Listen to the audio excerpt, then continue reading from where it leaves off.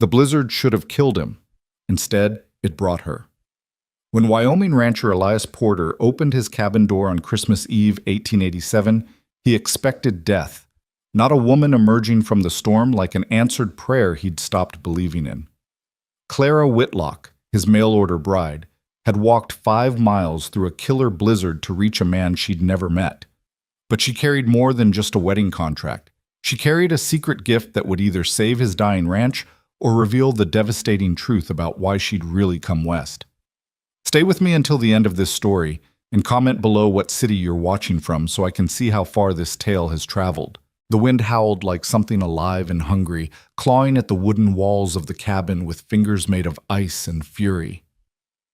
Elias Porter sat hunched before the dying fire, watching the last of his hope flicker in the orange glow of embers that couldn't seem to hold their heat.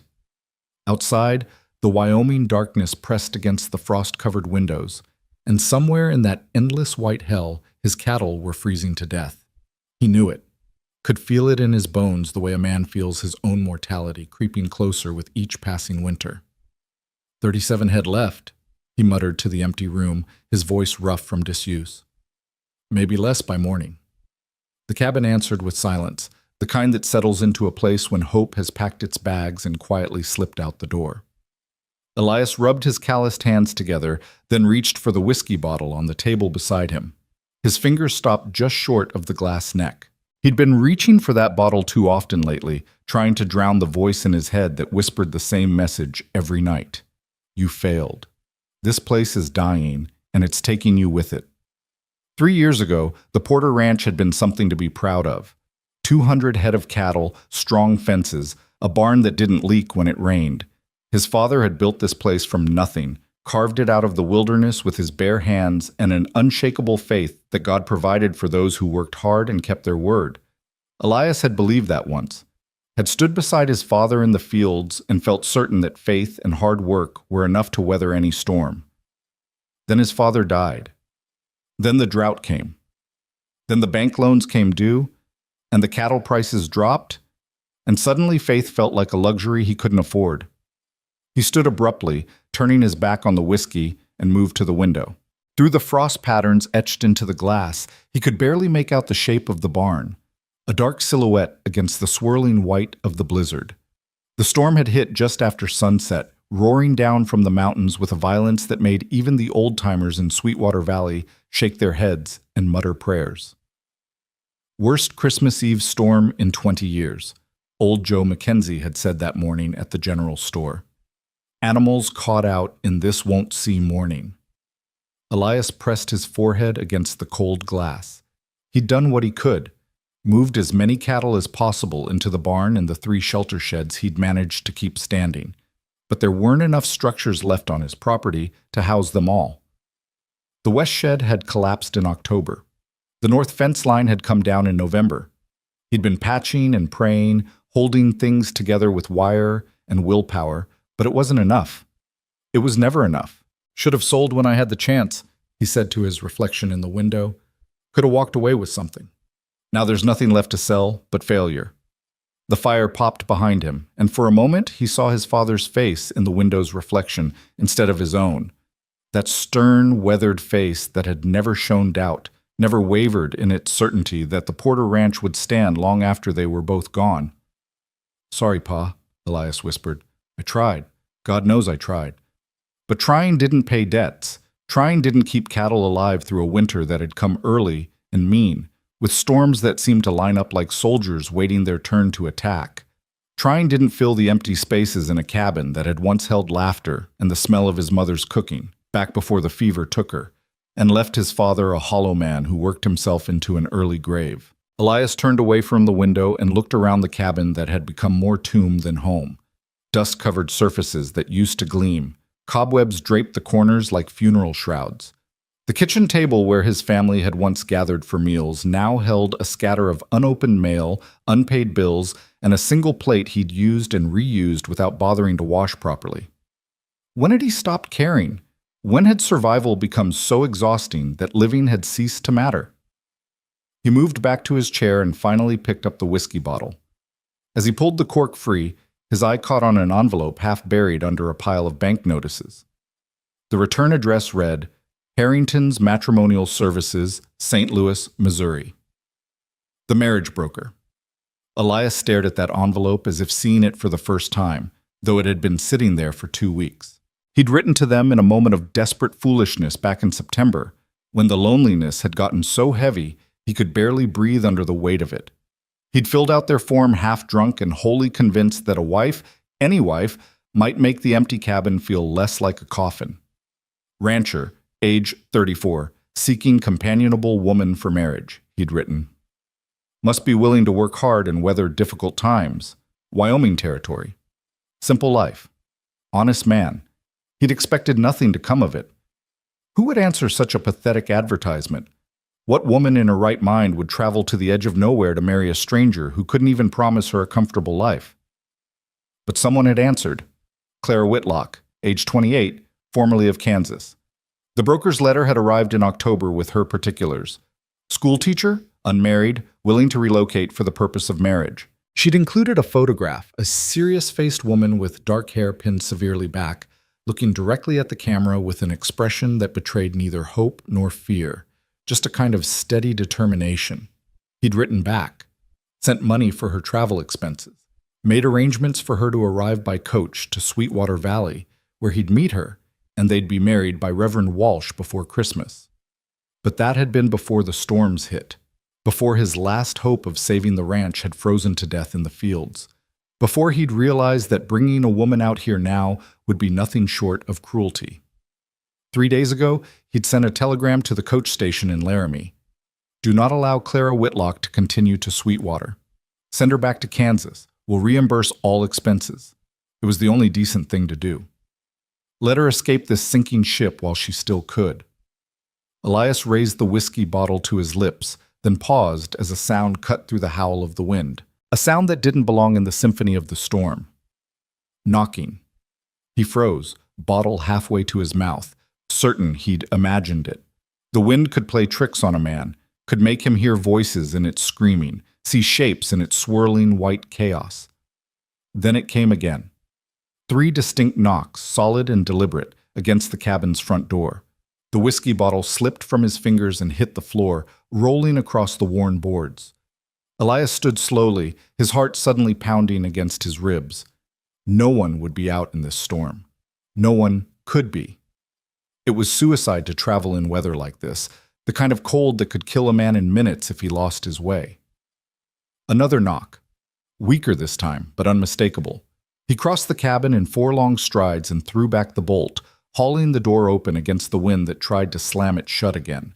Snow and ice howled into the room, and there, on his doorstep, backlit by the swirling white darkness, stood a woman. She was covered in snow from head to foot, her dark cloak crusted with ice, her face pale as death except for her lips, which had gone an alarming shade of blue. In her gloved hand she clutched a small traveling case, and when she raised her eyes to meet his, Elias saw that they were the color of slate, gray and determined and filled with a stubbornness that had somehow kept her alive long enough to knock on his door. "Mr. Porter?" Her voice came out as barely more than a whisper, her words fighting through chattering teeth. "I'm Clara Whitlock, your bride." For a moment Elias could only stare, his mind refusing to process what his eyes were clearly showing him. This couldn't be happening. She couldn't be here. He'd sent the telegram. She should be safe in Kansas, not half frozen on his doorstep like some impossible ghost conjured by his guilt and loneliness. "What?" He started, but she swayed suddenly, her knees buckling. Instinct took over.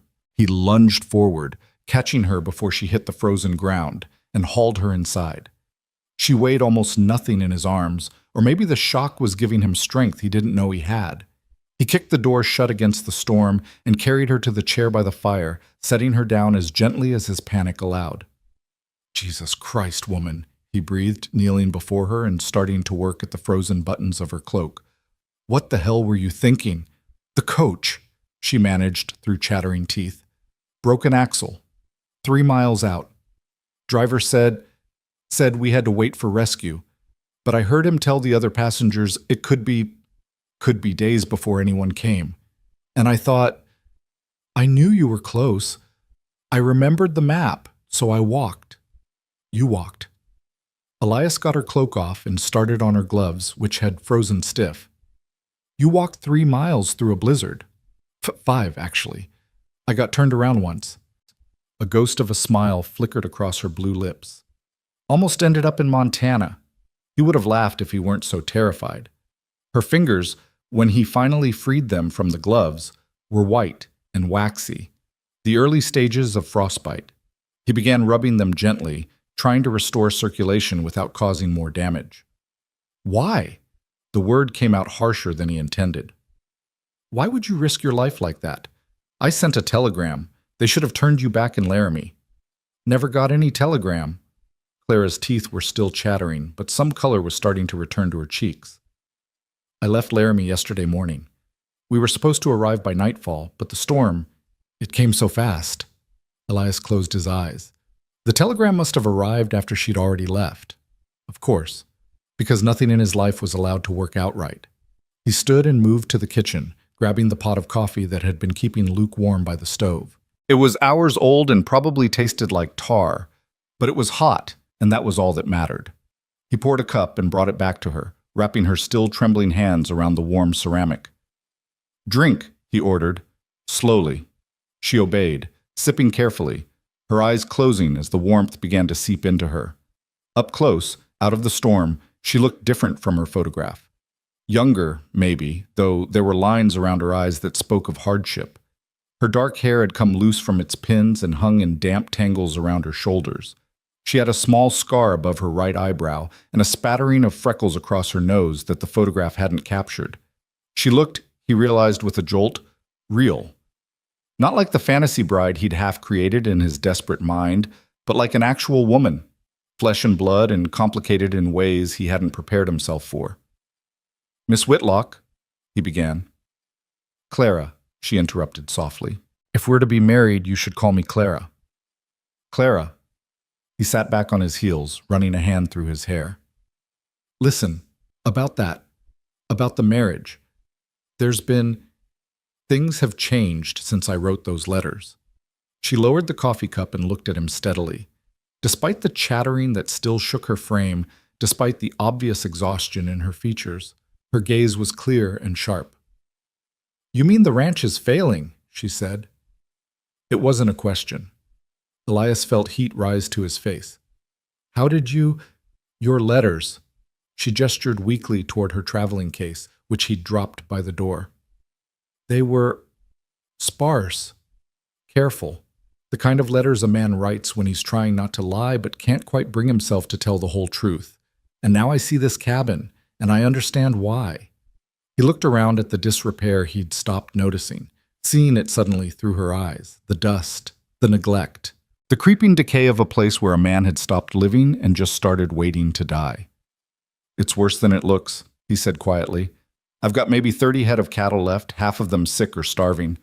The bank owns more of this land than I do. The barn's got holes in the roof. The fences are down. I can't pay you the life I promised in those letters because I don't have a life to offer anymore." Clara was quiet for a long moment, still cradling the coffee cup. Then she said, "Did you know that my father was a gambler?" The non sequitur threw him. "What?" "A gambler," she repeated. "Oh, he had many fine qualities. He was charming, educated, could quote Shakespeare and play the piano beautifully. But he was also a gambler, and gamblers always lose in the end. He lost our house when I was 16, lost my mother's jewelry, lost everything except the clothes on our backs and the shame we wore like second skins." She took another sip of coffee before continuing. "I became a teacher because it was one of the few respectable jobs available to a disgraced gambler's daughter. I was good at it, loved the children, but then my father got into debt with the wrong man, a wealthy rancher named Silas Burnham, who decided that the debt could be forgiven if I agreed to marry him." Her hands tightened around the cup. "I refused. Silas was persistent, threatening, said he'd have my father arrested, that he'd ruin what little reputation I had left. So I ran. Used every penny I'd saved to answer your advertisement and buy a ticket west, because I decided that marrying an honest stranger in Wyoming was a better gamble than staying within reach of a dishonest man in Kansas." She raised her eyes to his again, and Elias saw something fierce burning in that gray gaze, something that looked like determination seasoned with desperation, a combination he understood all too well. So you see, Mr. Porter, I didn't come here expecting paradise. I came here expecting a chance, and whether your ranch is thriving or failing doesn't change the fact that I need that chance. I need somewhere that Silas Burnham can't find me, somewhere I can build something new, even if it's built on failing foundations. Elias stared at her, something unfamiliar stirring in his chest.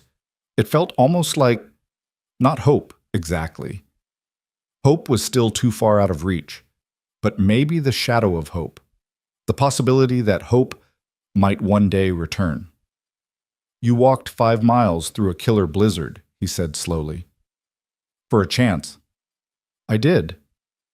That's either the bravest or the most foolish thing I've ever heard. A real smile crossed her face this time, brief but genuine. I've been told I have a gift for occupying the space between bravery and foolishness. Despite everything, the storm, the dying ranch, the impossible situation, Elias felt his own mouth twitch toward a smile. When was the last time he'd smiled? He couldn't remember. He stood and moved to the stove, ladling out a bowl of the thin stew he'd made that morning. It wasn't much, more broth than meat, with a few tired vegetables thrown in, but it was hot, and she needed it.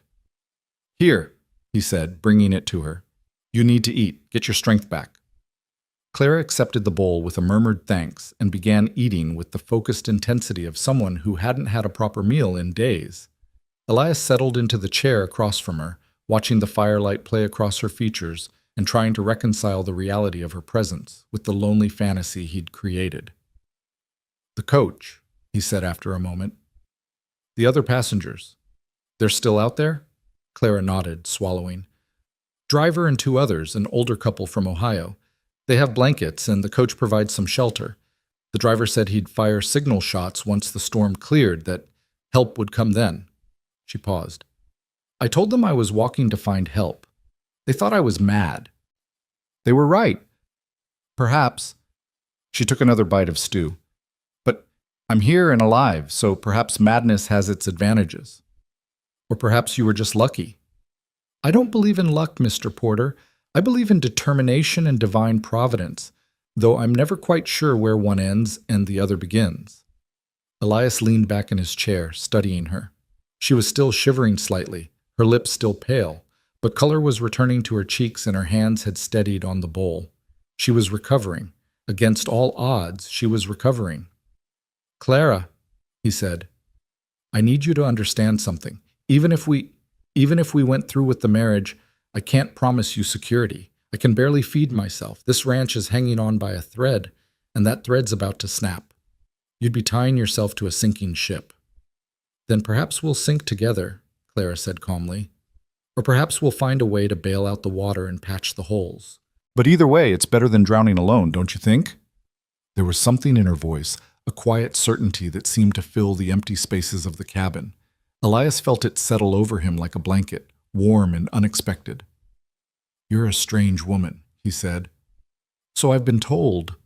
She finished the stew and set the bowl aside. Do you have somewhere I can sleep tonight? I'm afraid if I don't lie down soon, I'll fall down. My bedroom. He stood quickly. You take my bed. I'll sleep out here by the fire. I can't take your... You can, and you will. You're half frozen and exhausted. I'm neither. He moved to the bedroom door and pushed it open, gesturing inside. It's not much, but the bed's clean and there are extra blankets in the trunk at the foot. Clara rose unsteadily, swaying slightly.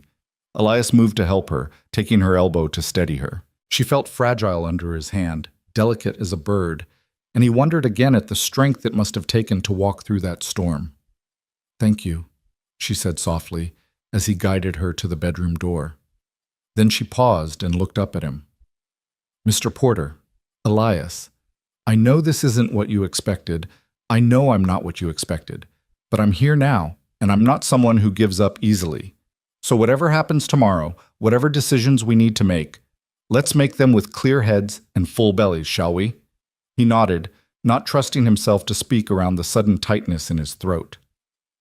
Clara squeezed his arm once, gently, then disappeared into the bedroom, closing the door behind her. Elias stood there for a long moment, staring at that closed door, trying to understand what had just happened to his carefully ordered plan to die alone and unmourned. Then he turned back to the fire, added another log, and settled into his chair to keep watch through the long night while the storm raged on outside and something impossible happened inside, something that felt almost like hope beginning to wake from its long winter sleep. The storm finally broke just before dawn, leaving the world wrapped in a silence so complete it felt holy. Elias had dozed fitfully through the night, jerking awake at every sound, half convinced that Clara would vanish like a fever dream if he let himself truly sleep. But when the first gray light began to seep through the windows and he checked the bedroom door, she was still there. Curled up under every blanket he owned, her dark hair spread across the pillow, sleeping with the deep exhaustion of someone who'd finally reached safety after a long and desperate flight. He let her sleep and stepped outside into the transformed world. Snow lay thick and pure over everything, smoothing the rough edges of his failing ranch into something almost beautiful. The barn stood like a white ghost against the pale sky. The fence posts wore caps of snow. Even the collapsed shed looked picturesque under its frozen blanket. But beauty didn't feed cattle or pay debts. Elias trudged through the knee-deep drifts toward the barn, his breath pluming white in the bitter air. His hands shook as he reached for the barn door, not from cold, but from fear of what he'd find inside. The door creaked open. He stepped into the dim interior, and the smell hit him first. Not the smell of death he'd been expecting, but the warm animal smell of living cattle. He counted quickly, his heart hammering. 23. He'd put 25 in the barn last night. 2 losses. Bad, but not the catastrophe he'd feared. Some of them looked rough. There were a few he'd need to check carefully, watch for signs of fever or freezing. But they'd survived. Against the odds, they'd survived. He moved among them, checking their conditions, and was so absorbed in the work that he didn't hear the barn door open again. Didn't know he wasn't alone until a voice, her voice, spoke from behind him. "How many did you lose?" Elias spun around. Clara stood in the barn doorway, wrapped in her still damp cloak, her breath frosting in the cold air. Her face was pale, but determined, and she was looking at the cattle with the assessing gaze of someone who understood what she was seeing. 2, he said. "Maybe more in the outer sheds. I haven't checked yet." She nodded and stepped fully into the barn, moving among the cattle with surprising confidence. She stopped by a red heifer that Elias had been worried about. The animal was shivering despite the shelter, its eyes dull. "This one's sick," Clara said, laying a hand on the heifer's flank. "Fever, I think. Respiratory infection, maybe." "How did you—" "My grandfather raised cattle in Kansas before he died." Clara moved to the next stall, examining another animal.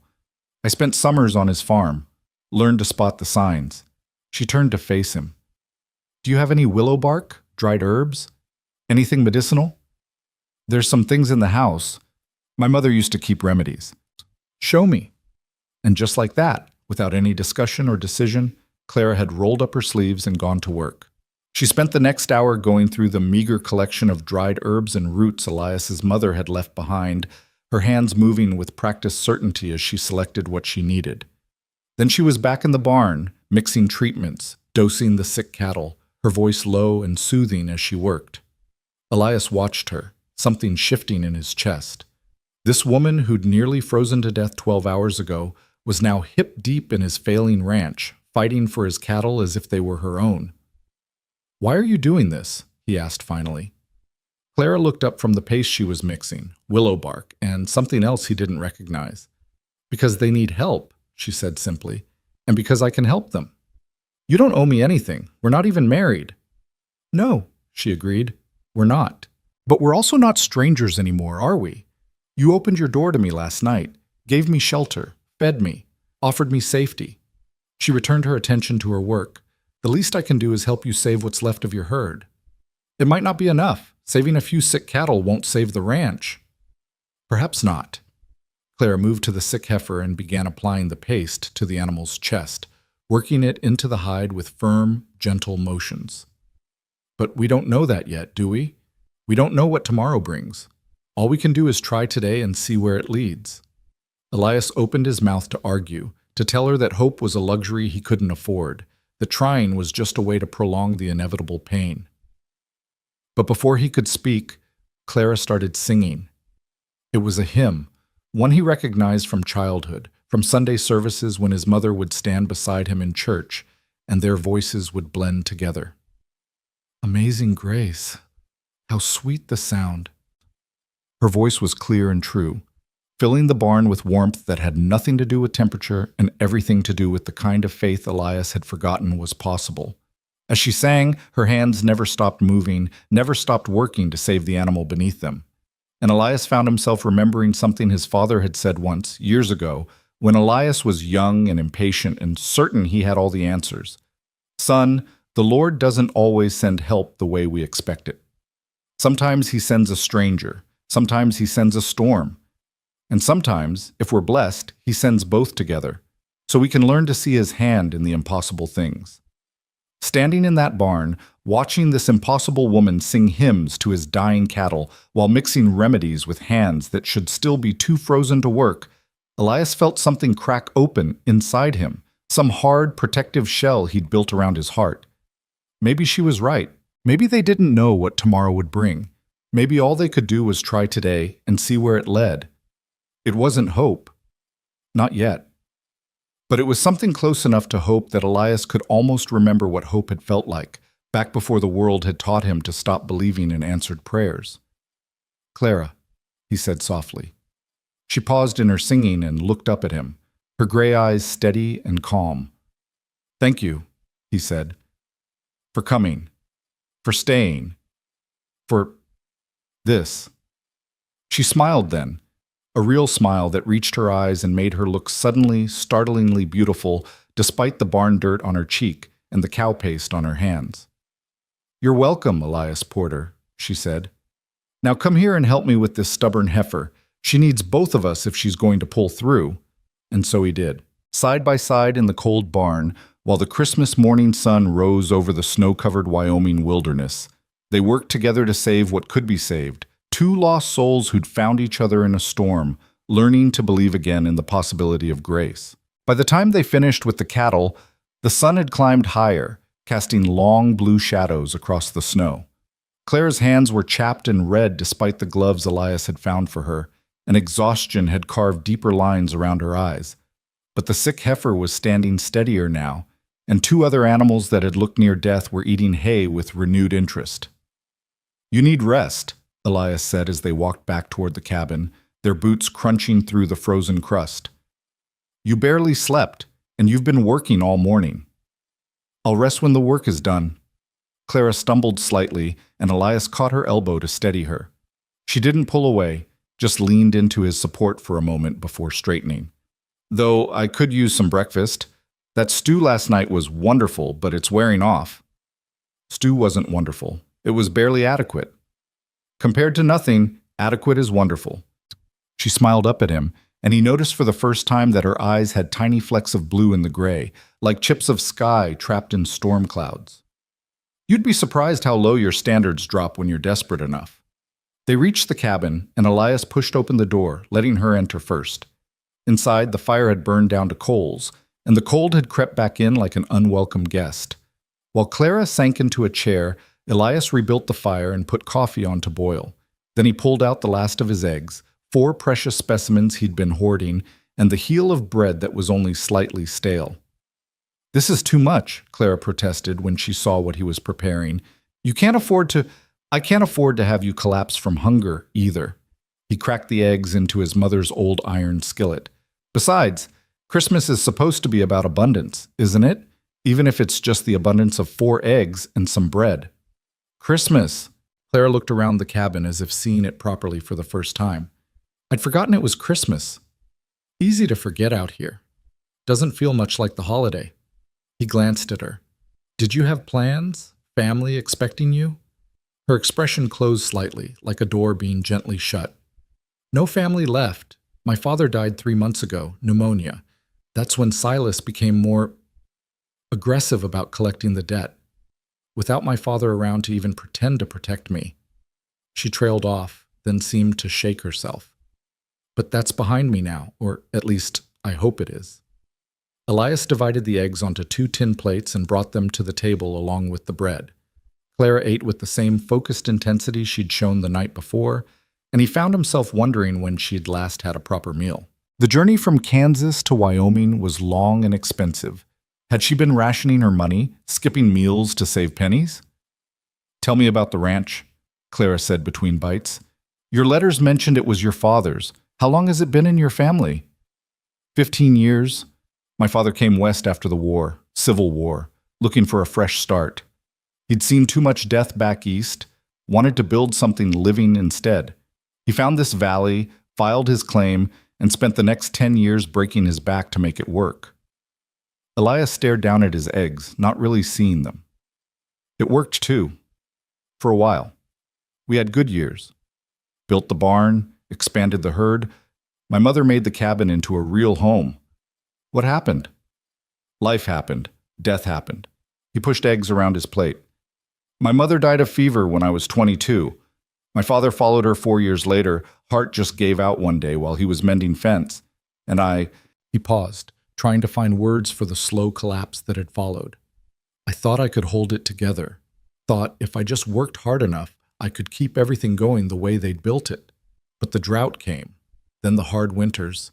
Then the cattle prices dropped. Turns out hard work isn't always enough. Clara reached across the table and laid her hand over his. Her palm was warm despite the cold cabin, and the gesture was so unexpected that Elias froze. "I'm sorry," she said simply, "for your losses, and I'm sorry that you've been carrying this alone." He looked at their hands, his rough and scarred from years of labor, hers smaller but equally marked by work. "You don't even know me," he said quietly. "Why do you care?" "Because I know what it feels like to watch something precious slip away while you fight with everything you have to hold on." She squeezed his hand once before withdrawing. "And because loneliness recognizes loneliness, Elias. I saw it in your letters, even the ones where you tried to sound confident. I heard it in the spaces between your words." Before he could respond, a sound cut through the morning quiet, 3 sharp gunshots in rapid succession, echoing across the snow-covered valley. Clara jumped. "What was that?" "Signal shots." Elias was already on his feet, reaching for his coat. "The coach. They're calling for help now that the storm's cleared. We have to go to them." "I'll go. You stay here and rest." "Absolutely not." Clara stood, wavering only slightly. "They're out there because of me, because I left them to walk here. I'm coming." Elias wanted to argue, but one look at her face told him it would be useless. That same stubborn determination that had carried her through 5 miles of blizzard was fixed in her expression now. "Fine," he conceded, "but we take the wagon and the horse, and you wear every warm thing I can find." 20 minutes later, they were moving through the snow-draped landscape, Elias driving the wagon while his old draft horse, Samson, plowed through drifts that came up to his chest. Clara sat beside him, wrapped in so many layers of clothing she looked twice her normal size, a blanket pulled up to her chin. "I must look ridiculous," she said. "You look warm. That's what matters." They found the stranded coach about 4 miles out, exactly where Clara had said it would be. The vehicle sat at an angle in a snowbank, its broken axle clearly visible. 3 figures emerged from inside as the wagon approached, a silver-haired man and woman clinging to each other, and the driver, a grizzled character with a frost-covered beard. "Thank God," the driver called out. "We saw your smoke this morning, figured someone was close, been firing signals for an hour." His eyes landed on Clara, and his weathered face split into a grin of relief. "Miss Whitlock, you made it. We thought for sure you were dead in a drift somewhere. Takes more than a little snow to stop me, Mr. Parsons." Clara climbed down from the wagon with Elias's help. "Mr. and Mrs. Henley, are you all right?"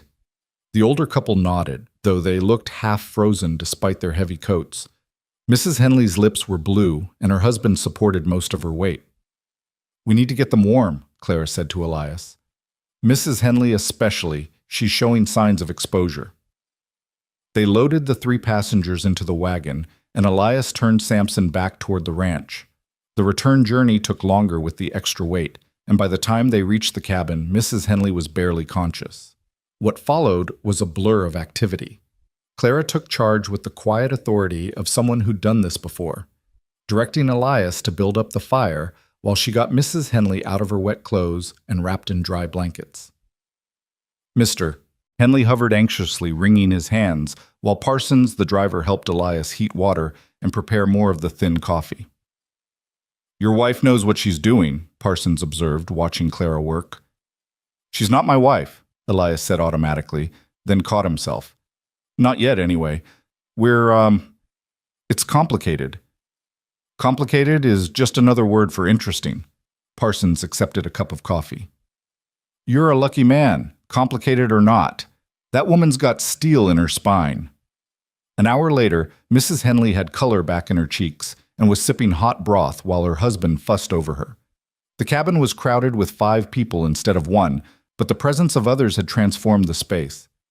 Suddenly it felt alive again, filled with voices and movement and the kind of warmth that came from human connection rather than just fire. "We can't thank you enough," Mr. Henley said to Elias and Clara both.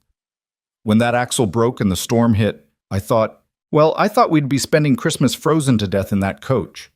"You're safe now," Clara assured him. "That's what matters." "How long until the road's passable?" Elias asked Parsons. The driver scratched his beard, thinking.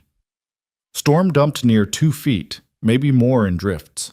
Road won't be clear for 3-4 days at least. We'll need to send word to Sweetwater, get a crew out to fix the coach." He looked apologetic. "Hate to impose, but we'll need somewhere to stay until then." Elias felt panic flutter in his chest. He could barely feed himself, let alone 4 extra mouths. But before he could figure out how to explain their situation without sounding like a complete failure, Clara spoke up. "Of course you'll stay here," she said firmly. "We'll make do. It's Christmas after all." The Henleys looked relieved. Parsons nodded gratefully, and Elias felt the walls of his carefully constructed isolation crumbling further. That afternoon, while the guests rested, Clara pulled Elias aside. "We need to assess what supplies we have," she said quietly. "If we're feeding 5 people for several days, we need to know what we're working with." Together they inventoried the pantry. The results were grim: a sack of flour with maybe 10 pounds left, half a sack of dried beans, some salt pork that had seen better days, a few jars of preserved vegetables from God knows when, and a handful of root vegetables from the cellar that were starting to sprout. "This is what you've been living on?" Clara asked, her voice carefully neutral. "I've been making do." "You've been starving yourself." She turned to face him, her expression serious. "Elias, this isn't enough to sustain 1 person, let alone 5 for 4 days." "I know." He rubbed his face with both hands. "I'll ride to Sweetwater tomorrow, see if I can buy supplies on credit. Maybe old Joe will extend me 1 more line. Or," Clara said slowly, "we could provide for ourselves." "With what? There's cattle." "You have cattle, don't you?" Elias stared at her. "You want me to slaughter one of my herd?" "Clara, those animals are all I have left. They're my seed stock, my future. They're also food." Her tone was gentle but firm. "And what good is seed stock if you starve before spring? 1 animal, carefully butchered and preserved, could feed all of us through the rest of winter, plus give you something to trade in town." "I can't," he started, but she cut him off. "Yes, you can, and you will, because it's the smart choice." She softened slightly, touching his arm. "I know it feels like giving up, like admitting defeat, but it's not. It's making a strategic sacrifice to survive long enough to rebuild. Your father would understand that." Would he? Elias wasn't sure. His father had never slaughtered breeding stock, had always found another way. But his father had also never faced the kind of perfect storm of disasters that had brought the ranch to its knees. "The old bull," he said finally. "He's past breeding age anyway. I was going to try to sell him in spring, but—" He trailed off, then nodded. "All right, I'll do it tomorrow." Clara's shoulders relaxed slightly. "Good. And I'll help with the butchering. I know how." "Of course you do." He found himself almost smiling. "Is there anything you don't know how to do?" "Play the piano. I'm absolutely terrible at it. And I can't draw worth a damn. Everything I sketch looks like it was done by a drunk chicken." She returned his almost smile. "But butchering cattle? That I can manage." That evening, they gathered around the table for a strange Christmas dinner. More of Elias's inadequate stew, stretched thin to feed 5 mouths, with the last of the bread divided into tiny portions. It should have been depressing, this meager meal in a failing ranch with strangers forced together by circumstance. But somehow it wasn't. Mr. Henley told stories about his years as a shopkeeper in Ohio, making them all laugh with his tales of difficult customers and inventory mishaps. Mrs. Henley, recovered from her ordeal, sang a Christmas carol in a quavering but sweet voice. Parsons the driver contributed whiskey from his flask, enough to give everyone a warming sip. And Clara transformed the cabin simply by being in it. She moved through the small space with unconscious grace, refilling cups, stirring the fire, her voice rising and falling as she joined in the singing. More than once, Elias caught himself just watching her, marveling at how different the cabin felt with her presence. "You're staring," she whispered to him when the others were distracted by one of Mr. Henley's stories. "Sorry." "Don't be sorry, just tell me why." He struggled for words. "You make this place feel like a home again," he said finally. "I'd forgotten what that was like." Her eyes softened. "You make it easy to want to try." Late that night, after their guests had settled down to sleep, the Henleys in Elias's bedroom, Parsons rolled in blankets by the fire, and Clara insisting she was fine curled up in the spare chair, Elias stood at the window looking out at the moonlit snow. "Can't sleep?" Clara's voice came softly from behind him. He turned. She'd wrapped herself in one of his mother's old quilts, and her hair hung loose around her shoulders. In the dim firelight, she looked almost ethereal. "Too much thinking," he admitted. "About tomorrow? The bull?" "About everything. About how a week ago I was ready to give up, and now I'm butchering cattle to feed strangers and planning like there might actually be a future." Clara moved to stand beside him at the window. "Having hope again is frightening, isn't it? When you've learned not to hope, letting it back in feels like inviting heartbreak." "You understand?" "I do." She was quiet for a moment. "When I was on that coach and the axle broke, do you know what my first thought was? It was relief. Relief that I had an excuse to fail, to not make it here, to not have to face whatever disappointment was waiting, because at least if I died in that storm, I wouldn't have to watch another dream fall apart." "But you didn't die." "No. I got angry instead." She smiled slightly. "Angry at Silas Burnham for driving me to this. Angry at my father for dying and leaving me vulnerable. Angry at God for making life so damn hard. And somewhere in all that anger, I remembered that I'm too stubborn to let any of them win, so I started walking." "Toward what? You didn't know what you'd find here." "No," she agreed, "but I knew what I'd left behind. And sometimes moving toward unknown possibility is better than staying with known misery." She turned to look at him. "You wrote in one of your letters that you were an honest man looking for companionship to weather difficult times. That was enough for me to take a chance on. Was I wrong?" "No," Elias said quietly. "You weren't wrong. I am honest. I'm also broken, Clara. This ranch is broken. I don't know if either of us can be fixed. Then maybe we'll stay broken together. Maybe broken doesn't need to be fixed. Maybe it just needs to find a way to keep functioning anyway." She reached out and took his hand, her fingers intertwining with his. "I'm not afraid of broken things, Elias. I'm one of them." He looked down at their joined hands, two broken people holding on to each other in the darkness of Christmas night, neither sure where they were going but willing to try the journey together. "We should get married," he said suddenly. Clara's eyes widened. "What?" "We should get married, properly. Not because the letters arranged it, but because I think we might actually be able to help each other. Because you're here, and I'm here, and we're both trying to survive something. Because—" He stopped, struggling for the right words. "Because I don't want you to leave when the coach is fixed. And if you're my wife, you'd have legal protection. Silas Burnham couldn't touch you." "Elias, I know it's not romantic. I know I can't promise you anything but hard work and uncertainty. But I can promise you honesty and partnership. I can promise you'll never face things alone again." He squeezed her hand. "That has to count for something." Clara was quiet for so long he thought she might refuse.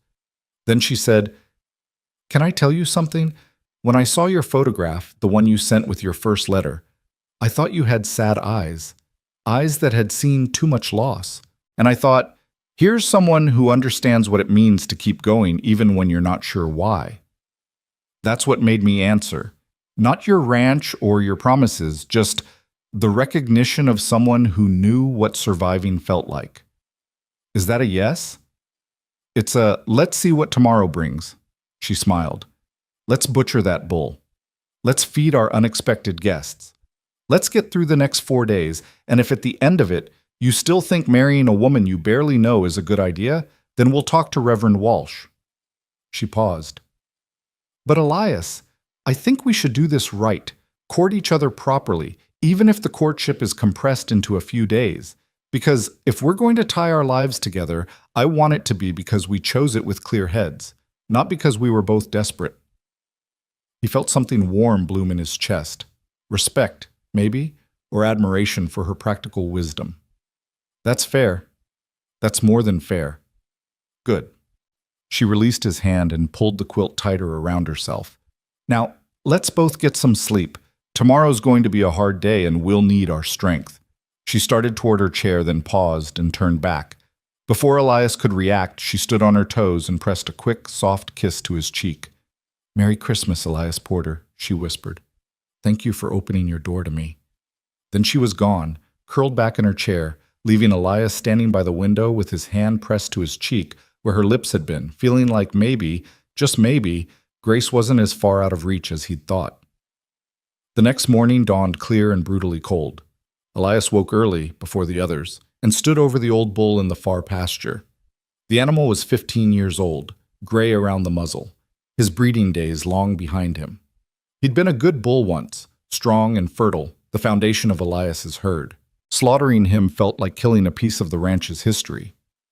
"I'm sorry, old friend," Elias murmured, "but we need what you can give us more than we need you standing in this field."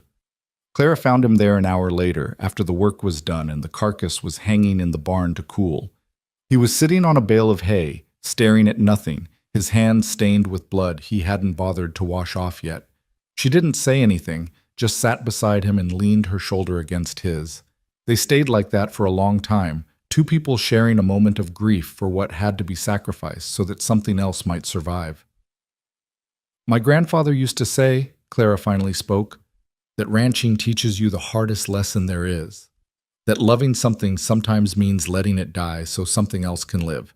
It doesn't make it hurt less, but it makes it meaningful." "Your grandfather sounds like he was wise." "He was. Mean as a snake when he was angry, but wise." Oh, she straightened, brushing hay from her skirt. "Come on, let's get that meat butchered and preserved.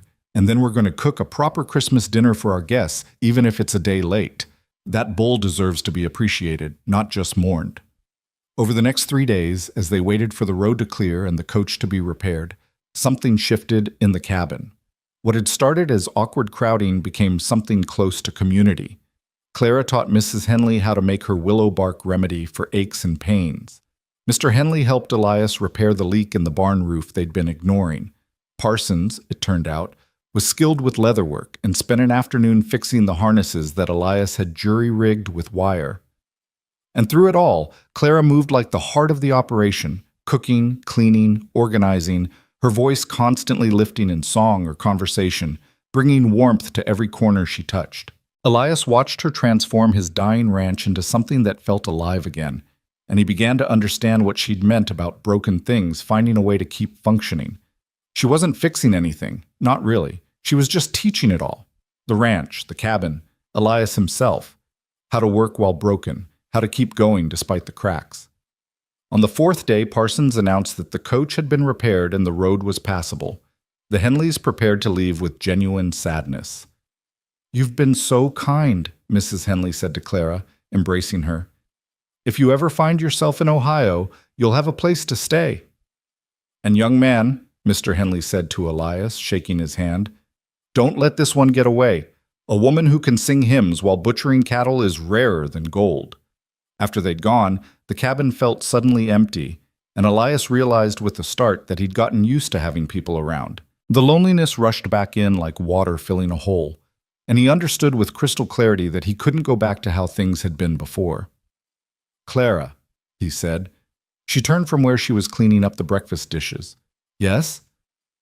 I meant what I said. About marriage. About partnership. He crossed to her, taking her hands in his. They were still chapped and red from days of hard work, but they were warm and alive. I know it's only been a handful of days. I know we're still practically strangers, but I also know that I don't want to face another winter alone. And I hope, that maybe you feel the same. Clara studied his face for a long moment. Then she said, "Ask me properly." "What?" "Ask me properly. Get down on one knee and ask me like you mean it, not like you're proposing a business arrangement."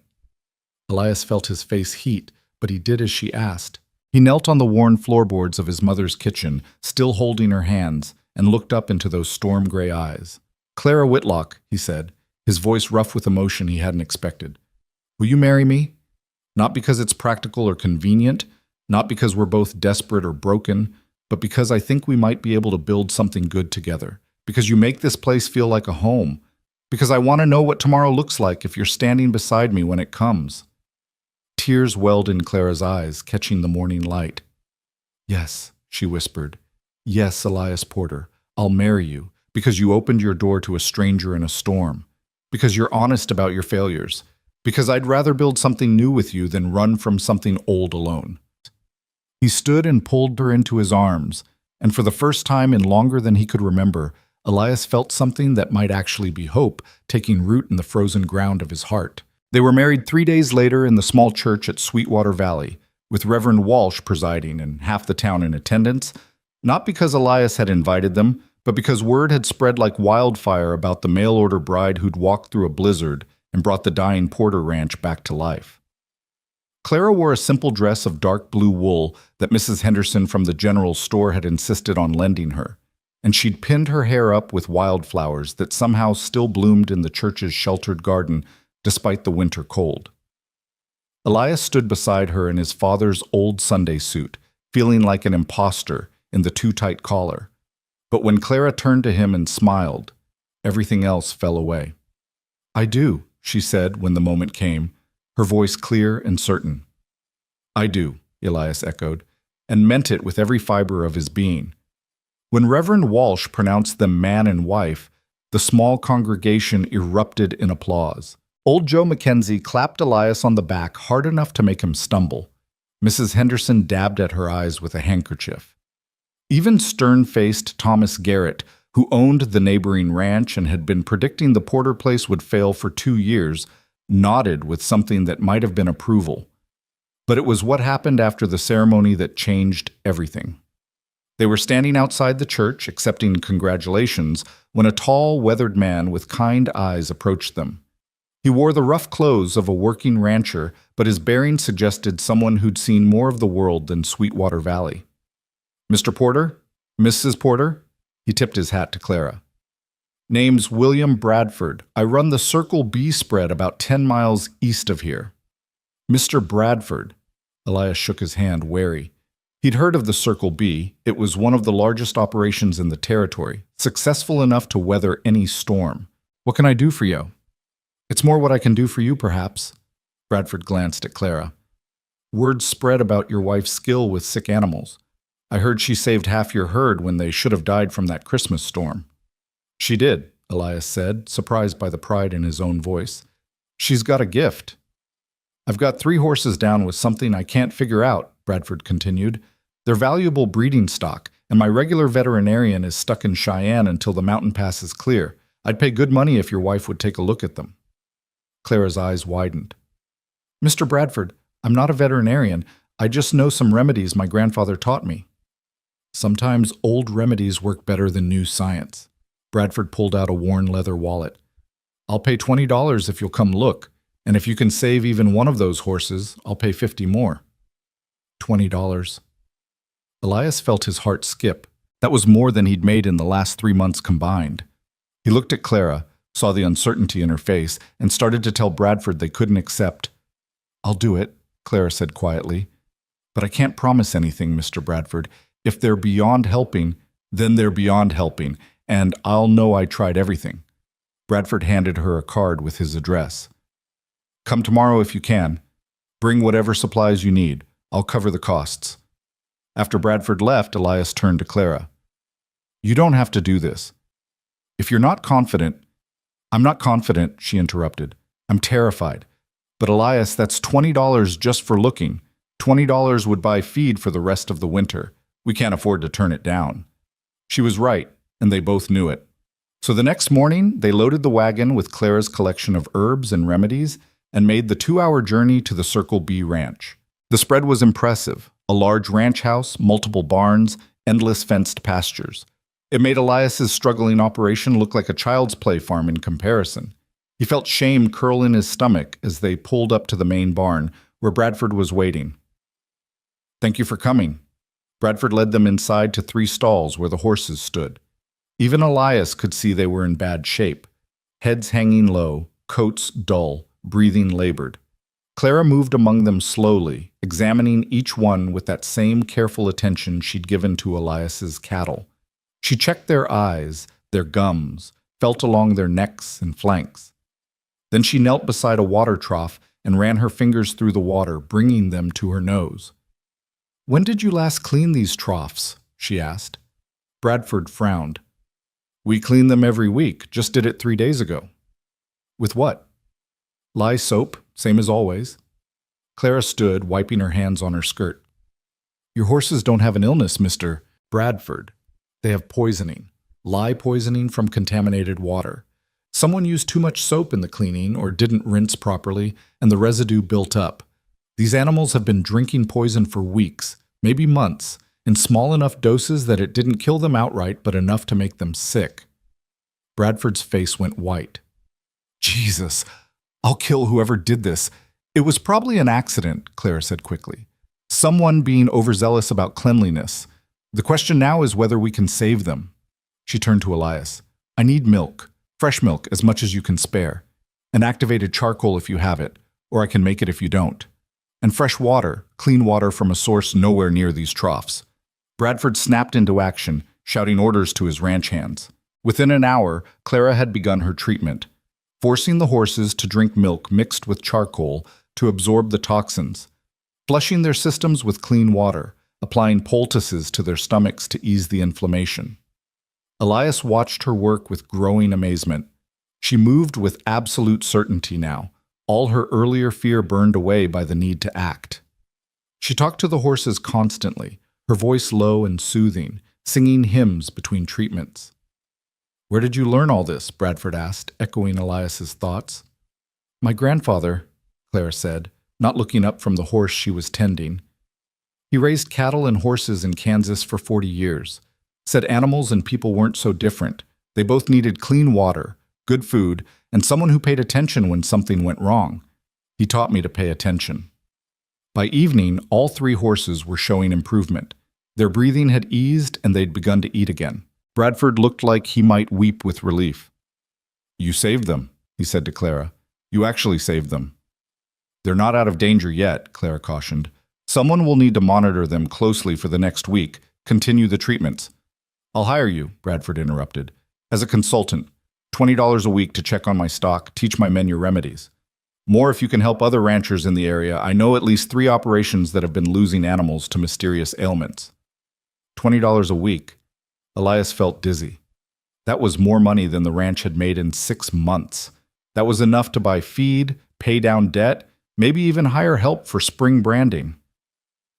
Mr. Bradford, Clara said carefully, I appreciate the offer, but I need to discuss this with my husband first. On the ride home, as the winter sunset painted the sky in shades of orange and purple, Elias tried to process what had just happened. His mail-order bride, his wife of 3 days, had just been offered steady employment doing something she was apparently extraordinary at. You should accept, he said finally. Clara turned to look at him. You're sure? Clara, you just made in 1 day what would have taken me months to earn if I could have earned it at all. And Bradford mentioned other ranchers. If word spreads, you could build a real business.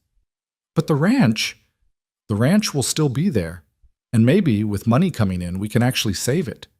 He reached over and took her hand. I won't pretend my pride isn't stinging a bit, having my wife be the breadwinner. But I'm not so proud that I'd turn down the chance to survive. It wouldn't be permanent, Clara said quietly. Just until we get back on our feet, and I'd still help with the ranch work. You'd better. I'm not doing all the cooking. He squeezed her hand. We're partners, remember? Partners use whatever advantages they have. Right now, your advantage is that you're apparently some kind of miracle worker with sick animals. A smile flickered across her face. Hardly a miracle worker, just observant. Same thing sometimes. But their hope was short-lived. When they arrived back at the ranch that evening, they found a man waiting on the porch, a stranger in expensive traveling clothes sitting in one of Elias's rickety chairs like he owned the place. He stood as they approached, and Elias felt Clara go rigid beside him. "Hello, Clara," the man said smoothly. "It's been a long time." "Silas?" Clara's voice was barely a whisper, and all the color had drained from her face. "How did you find me?" Silas Burnham, because that's who this had to be, smiled without warmth. "Did you really think you could run from me? I have business interests in 6 states, Clara. When you disappeared, I simply hired men to check every coach station, every boarding house, every little frontier town between Kansas and California." He pulled out a telegram. "Imagine my surprise when one of them wired me about a mail-order bride who'd walked through a blizzard to reach Sweetwater Valley. Such a unique story. I knew it had to be you." Elias stepped between them, his hand moving instinctively to his hip, even though he wasn't wearing a gun. "You need to leave. Now." Silas barely glanced at him. "And you must be the desperate rancher who advertised for a wife. Tell me, did Clara mention that she's technically still engaged to me? That her father signed a contract before he died?" "My father was delirious with fever when he signed that paper," Clara said, finding her voice. "It's not legally binding. That's for lawyers to decide, don't you think?" Silas moved down the steps, and Elias noticed for the first time that there were 2 other men standing near the barn, large, rough-looking characters who had the air of hired muscle.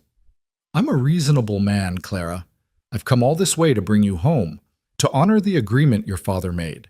Surely you won't embarrass us both by refusing." "She's married," Elias said flatly. "To me. 3 days ago, legal and binding." Silas's eyes went cold. "A marriage made under false pretenses. Clara was already promised to me. I could have it annulled." "You could try," Clara said, and Elias heard steel enter her voice. "But I'm not going anywhere with you, Silas. I meant what I said in my letter. I don't want your money, I don't want your ranch, and I certainly don't want you. Whatever debt my father owed died with him." "Debts don't die, Clara. They transfer." Silas pulled out another paper. "This is a promissory note for $1,500, signed by your father. Either you honor our engagement and the debt is forgiven, or I'll take payment from your new husband's property." He smiled at Elias. "I understand you're already deep in debt to the bank. I've purchased those debts, all of them. So either Clara comes with me, or I foreclose on this pathetic excuse for a ranch, and you both end up with nothing." The world seemed to tilt sideways. Elias felt rage and fear warring in his chest, felt his hands curling into fists. "You can't do that." "I can and I have. Check with your bank if you don't believe me." Silas tucked the papers back into his coat. "I'll give you until tomorrow to decide. Either Clara leaves with me or I start foreclosure proceedings. Your choice."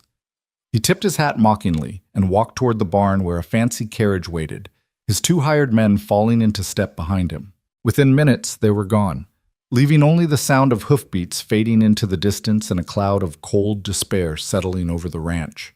Clara sank onto the porch steps, her face in her hands. "I've ruined you," she whispered. "I've ruined everything." Elias sat beside her, his mind racing. $1,500. He didn't have $15, let alone $1,500. And if Silas really had bought his bank debts, and there was no reason to think he was lying, then the man owned him, owned the ranch, owned everything Elias's father had built, and everything he'd been trying desperately to save. "We'll fight this," he said, trying to sound more confident than he felt. "We'll get a lawyer." "With what money?" Clara looked up at him, tears streaming down her face. "Elias, I can't let him take your ranch, your father's ranch, everything you've been fighting for. I'll go with him. No." The word came out harder than he intended. "Absolutely not. I didn't marry you to trade you away like property the first time someone made a threat. But, no, Clara. We'll find another way. He stood pacing the porch. Bradford offered you steady work. That's income, real income. And you said other ranchers might need help too. If we can prove to the bank that we have money coming in, it won't be enough, Clara said miserably. Not fast enough. Foreclosure proceedings take weeks, maybe months. But in the end, if we can't pay what's owed... She trailed off, and they both knew what she wasn't saying. In the end, they'd lose everything anyway. They sat in silence as the last light faded from the sky and the temperature dropped toward freezing. Somewhere in the darkness, an owl hooted. The wind rattled the loose boards on the barn. The ranch creaked and settled around them like something dying slowly. There has to be a way, Elias said finally. There has to be something we can do. Clara raised her head, and in the moonlight he saw something shift in her expression, fear giving way to determination. Maybe there is, she said slowly. Maybe Silas isn't the only one who can play games with money and leverage. What do you mean? She stood, brushing off her skirt. Tomorrow, I'm going to every ranch within 20 miles and offering my services. Not for $20 a week, for $50. And I'm going to tell them exactly what I did for Bradford's horses. I'm going to make myself so valuable, so necessary, that when Silas tries to take me away, he won't just be fighting you. He'll be fighting every rancher in Sweetwater Valley who depends on me. Clara, and you, she continued, her voice gaining strength, are going to figure out exactly how much we owe and exactly how much we can realistically make in the next month. We're going to go to the bank together and show them we have a plan, a real plan, with real income. They won't care. They'll listen to Silas's money not if we give them a better option. She grabbed his hands. Elias, Silas is a bully.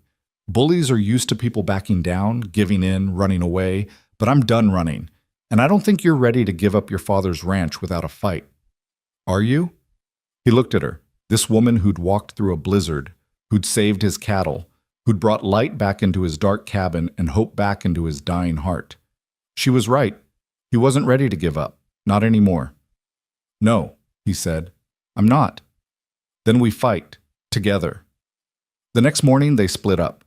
Elias rode to Sweetwater to meet with Jeremiah Holmes at the bank, while Clara took the wagon and started making rounds to the neighboring ranches. The meeting with Holmes went about as well as Elias expected, which is to say, not well at all. I'm sorry, Elias, the banker said, looking genuinely pained. But Mr. Burnham purchased your notes fair and square.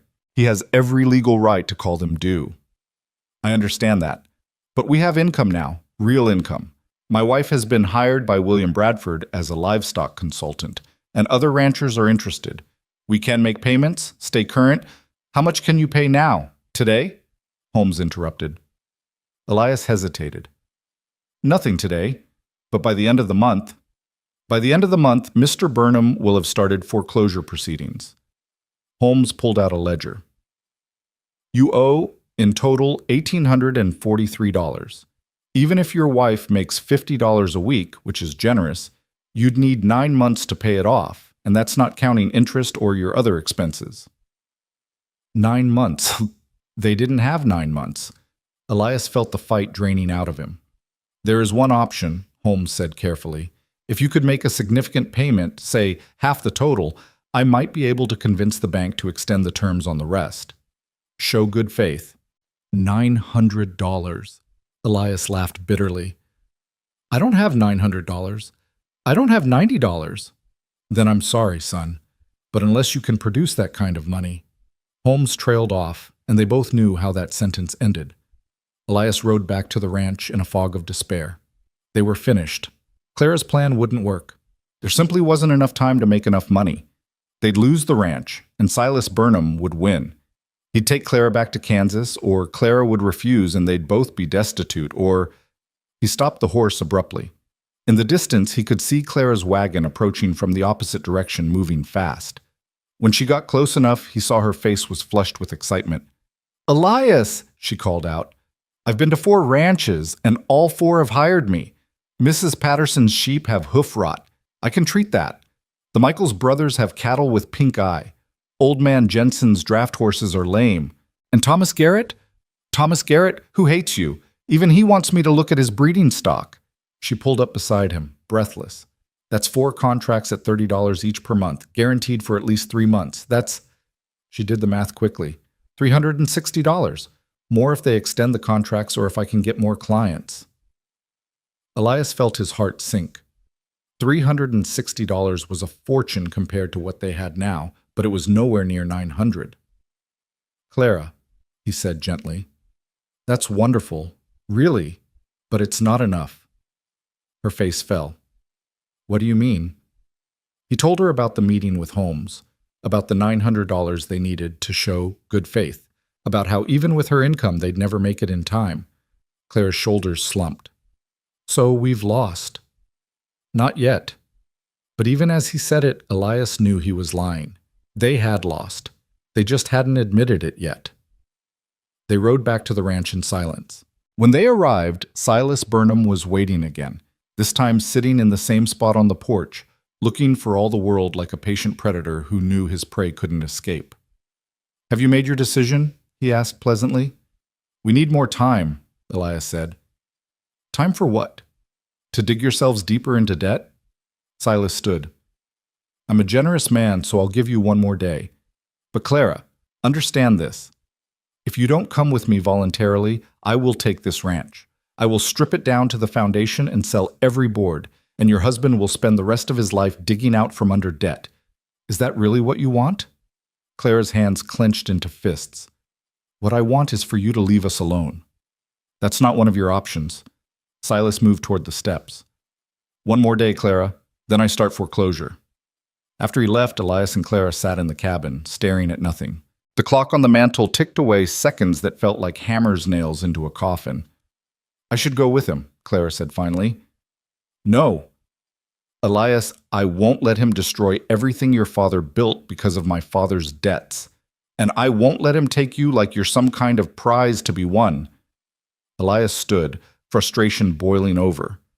There has to be something. Some way. He stopped. His eyes fell on the wooden box on the mantel. His mother's keepsake box, untouched since she died. What? Clara asked, seeing his expression. My mother's jewelry, Elias said slowly. She had jewelry, nothing fancy, but there were some pieces from her mother, from back east, gold and silver. She made me promise to save them for, he swallowed hard, for my wife. Clara stood. Elias, no, those are your mother's things. Things that can be sold. He pulled down the box and opened it. Inside were his mother's treasures, a gold locket, pearl earrings, a silver brooch, a wedding ring set. She'd understand. She'd want us to use them if it meant saving the ranch. It won't be enough, Clara whispered, but there was hope flickering in her eyes. Maybe not, but it's something. Elias closed the box and held it against his chest. And maybe if we combine it with your income, with a promise of steady payments, maybe the bank will see we're serious. They looked at each other across the dim cabin, and something passed between them. An understanding, a commitment, a shared desperation that had transformed into shared determination. 1 more day, Clara said. We have 1 more day to make this work. Then let's make it count. That evening, as darkness settled over Sweetwater Valley like a heavy blanket, Elias sat at the kitchen table with his mother's jewelry box open before him. Each piece caught the lamplight differently. The gold locket spinning tiny reflections across the ceiling, the pearls glowing with a soft inner light, the silver brooch gleaming like captured moonlight. Clara stood behind him, her hand resting gently on his shoulder. Tell me about her, she said softly. My mother? Elias picked up the locket, running his thumb over the worn engraving. She was the kind of woman who could make a home out of nothing. We came west with almost nothing, just what we could carry in a wagon, and she turned this cabin into something warm, something real. He opened the locket, revealing a faded photograph of his parents on their wedding day. She wore this every day of her life, said it reminded her why she'd chosen to come to this hard place. Because of love. Because of love, he agreed. She used to say that love was the only thing worth building on, because everything else, money, comfort, security, could be taken away. But love, if you built it right, would hold even when everything else crumbled. Clara's hand tightened on his shoulder. She sounds wise. She was. He closed the locket carefully and set it back in the box. I think she'd be happy knowing these pieces were being used to save the ranch, to save us. Are you sure? Once we sell them. They're just things, Clara. Beautiful things, precious things, but still just things. He looked up at her. You're real. This ranch is real. What we're trying to build together, that's real. My mother would choose the real over the sentimental every time. Before Clara could respond, they heard the sound of horses approaching, multiple horses, moving fast. Elias was on his feet in an instant, his hand reaching for the rifle he kept by the door. Easy, Clara said, peering through the window. I think, yes, it's William Bradford, and he's not alone. Elias opened the door as Bradford dismounted, followed by 3 other men Elias recognized, Thomas Garrett, the Michaels brothers, and Old Man Jensen, all the ranchers Clara had visited that day. Mr. Porter, Mrs. Porter, Bradford said, slightly out of breath. We need to talk. Can we come in? They crowded into the small cabin, these hard men with weathered faces and clothes that smelled of horses and leather. Elias felt a flutter of panic. Had they come to tell Clara her services weren't needed after all? Had Silas gotten to them? We heard, Bradford said without preamble, about Silas Burnham, about what he's trying to do. Elias felt his stomach drop. How did you— Small valley, son. Word travels. Thomas Garrett, who'd never had a kind word for Elias in all the years they'd been neighbors, stepped forward. Burnham's been flashing his money around town, telling anyone who'll listen that he's going to take this ranch and the woman who jilted him. She didn't jilt him, Elias said hotly. She ran from him. There's a difference. We know that, one of the Michaels brothers said. Mrs. Henderson at the general store told us the whole story, about Clara's father, about the debts, about how she came west to escape. The point is, Bradford interrupted, we don't much like the idea of some Kansas bully coming into our valley and pushing decent people around. And we especially don't like the idea of losing the only person in 3 territories who can cure hoof rot. Clara made a small sound that might have been a laugh or a sob. Gentlemen, let me finish, Mrs. Porter. Bradford pulled out a leather pouch and set it on the table with a heavy thunk. That's $500, payment in advance for 6 months of your services to the Circle B Ranch. Consider it an investment in keeping you here where you're needed. Before either Elias or Clara could respond, Thomas Garrett stepped forward and placed another, smaller pouch beside Bradford's. $200. 4 months advance payment. My breeding stock is worth more than my pride, and I'll be damned if I let some fancy Kansas rancher steal away the only person who can keep them healthy. Old Man Jensen added his contribution, $150. The Michaels brothers pooled their money and came up with another 100. Within 5 minutes, nearly $1,000 sat on the table, more money than Elias had seen in his entire life. I don't understand, Clara whispered. Why would you do this? Because you walked through a blizzard, Bradford said simply. Because you saved my horses when my regular veterinarian couldn't.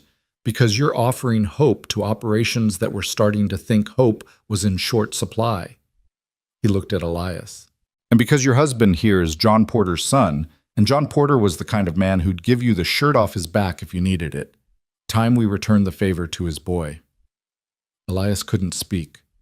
His throat had closed up entirely, and he felt tears burning behind his eyes. These men, some friends, some barely acquaintances, one who'd openly wished for his failure, had just handed him salvation. There's one condition, Thomas Garrett said, his gruff voice cutting through the emotion. When you go to the bank tomorrow, you make sure that bastard Burnham knows this money comes from all of us. You make sure he understands that if he wants to push you out, he's pushing against the whole valley, and we push back harder. I will, Elias managed. I swear, I will. After the ranchers left, Elias and Clara stood staring at the money spread across their table. It felt unreal, like something that might vanish if they blinked. We can do this, Clara said, her voice trembling. We have enough now. More than enough. We can pay half the debt, just like Mr. Holmes said. We can save the ranch. Elias pulled her into his arms, holding her so tight, he He could feel her heartbeat against his chest. "You saved us," he murmured into her hair. "You came into my life and saved everything." "We saved each other," Clara corrected, pulling back to look at him. "That's what partners do." They spent the rest of the evening planning, figuring out exactly how much they'd pay, how much they'd keep in reserve for supplies and emergencies. When they finally went to bed, Clara in the bedroom, Elias still sleeping by the fire out of propriety despite being married, they both felt something they hadn't felt in a long time: confident about tomorrow. The next morning dawned clear and cold, the kind of winter day where the air was so sharp it hurt to breathe. Elias and Clara dressed in their best clothes and loaded the money carefully into a locked box. They were halfway to the wagon when they heard shouts coming from the direction of the main road. A rider was approaching at a gallop, and as he got closer, Elias recognized him as young Timothy Walsh, the Reverend's son. "Mr. Porter, Mrs. Porter!"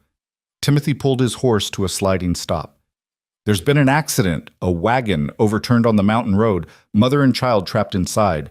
My father's organizing a rescue, but Mrs. Porter, he said if you were available, they might need someone who knows medicine."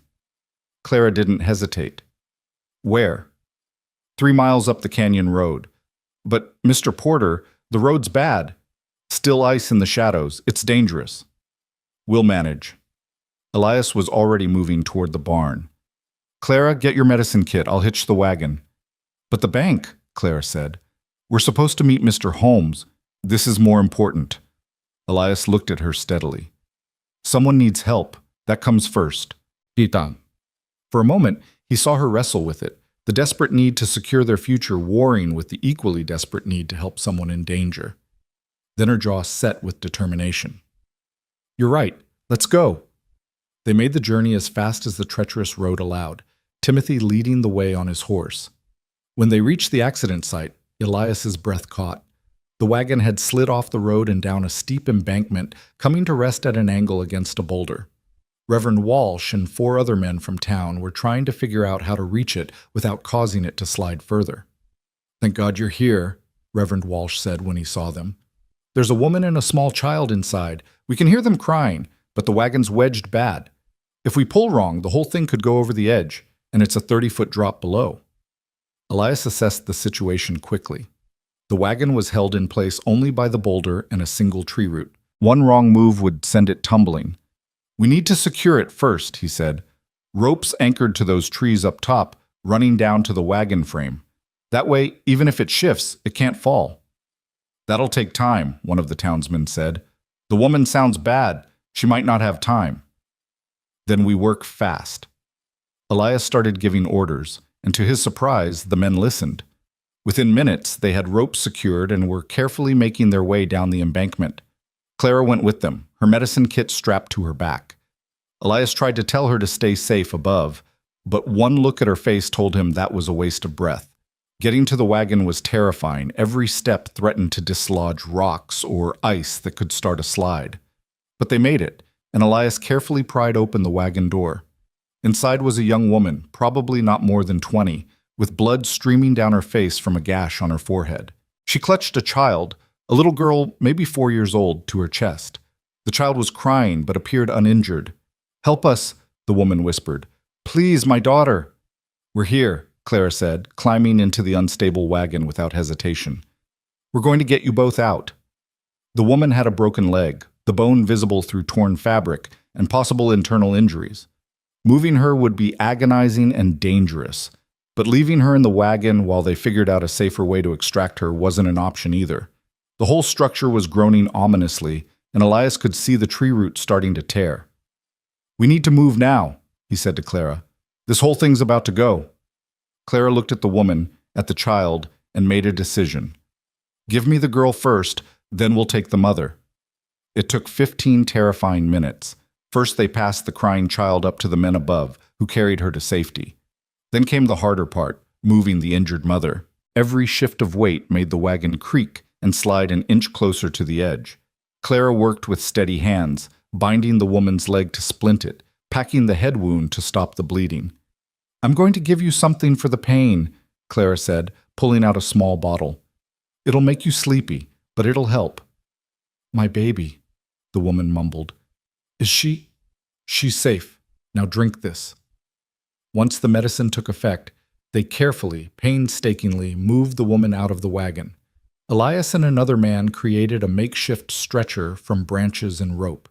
They were halfway up the embankment when they heard it, the terrible sound of wood splintering and roots tearing. "Go!" Elias shouted. "Everyone move!" They scrambled up the slope as behind them the wagon broke free and tumbled down the cliff face, smashing into pieces on the rocks below. If they'd been 5 minutes slower, the woman and child would have gone with it. At the top, Clara immediately went to work on the injured woman, cleaning wounds, setting the broken leg properly, checking for signs of internal bleeding. The child clung to her mother, and Reverend Walsh wrapped them both in blankets. "You saved them," he said to Elias and Clara. "If you hadn't come—" "We did come," Elias interrupted. "That's what matters." But as the adrenaline faded and Elias looked at the angle of the sun, his stomach sank. It was past noon. The bank closed at 3. Even if they left right now, they'd barely make it in time. "Clara," he said quietly, "we need to go."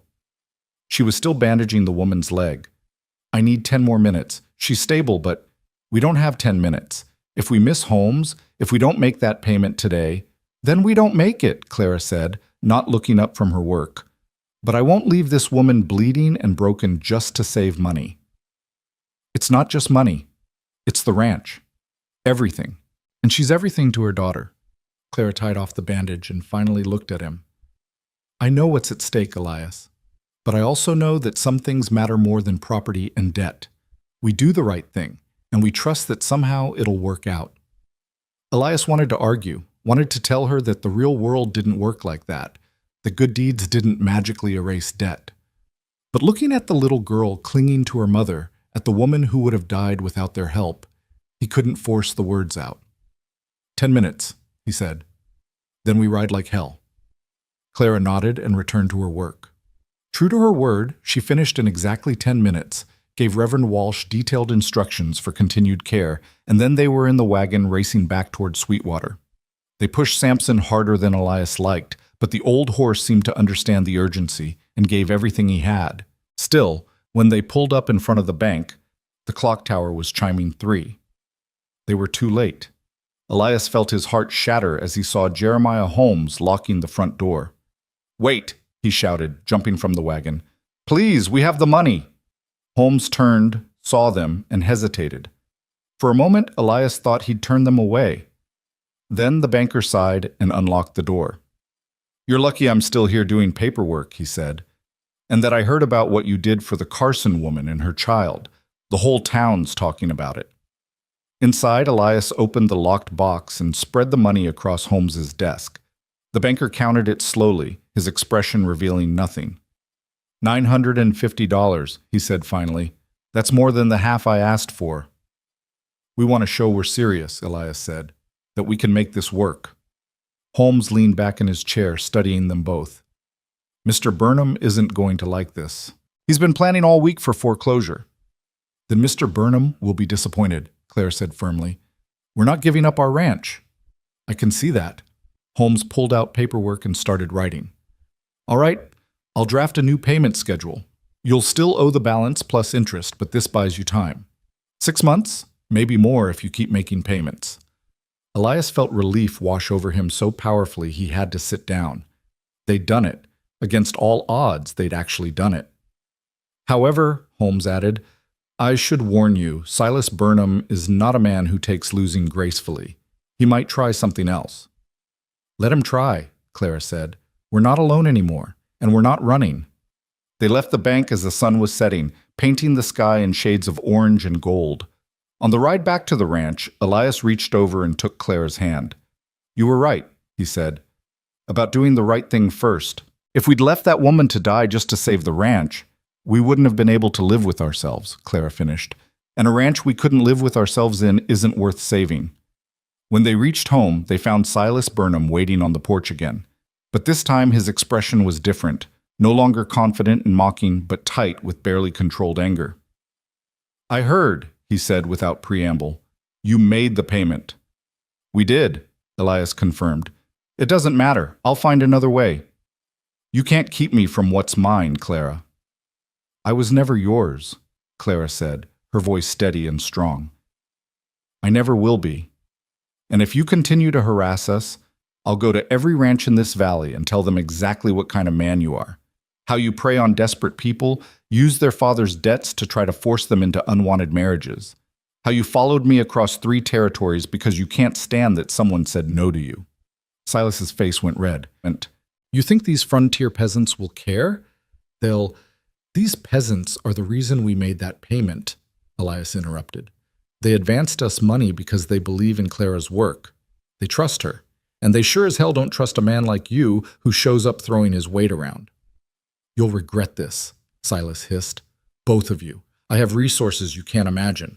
I can make your lives— Get off my property, Elias said quietly. Now, before I throw you off. For a moment, Silas looked like he might argue.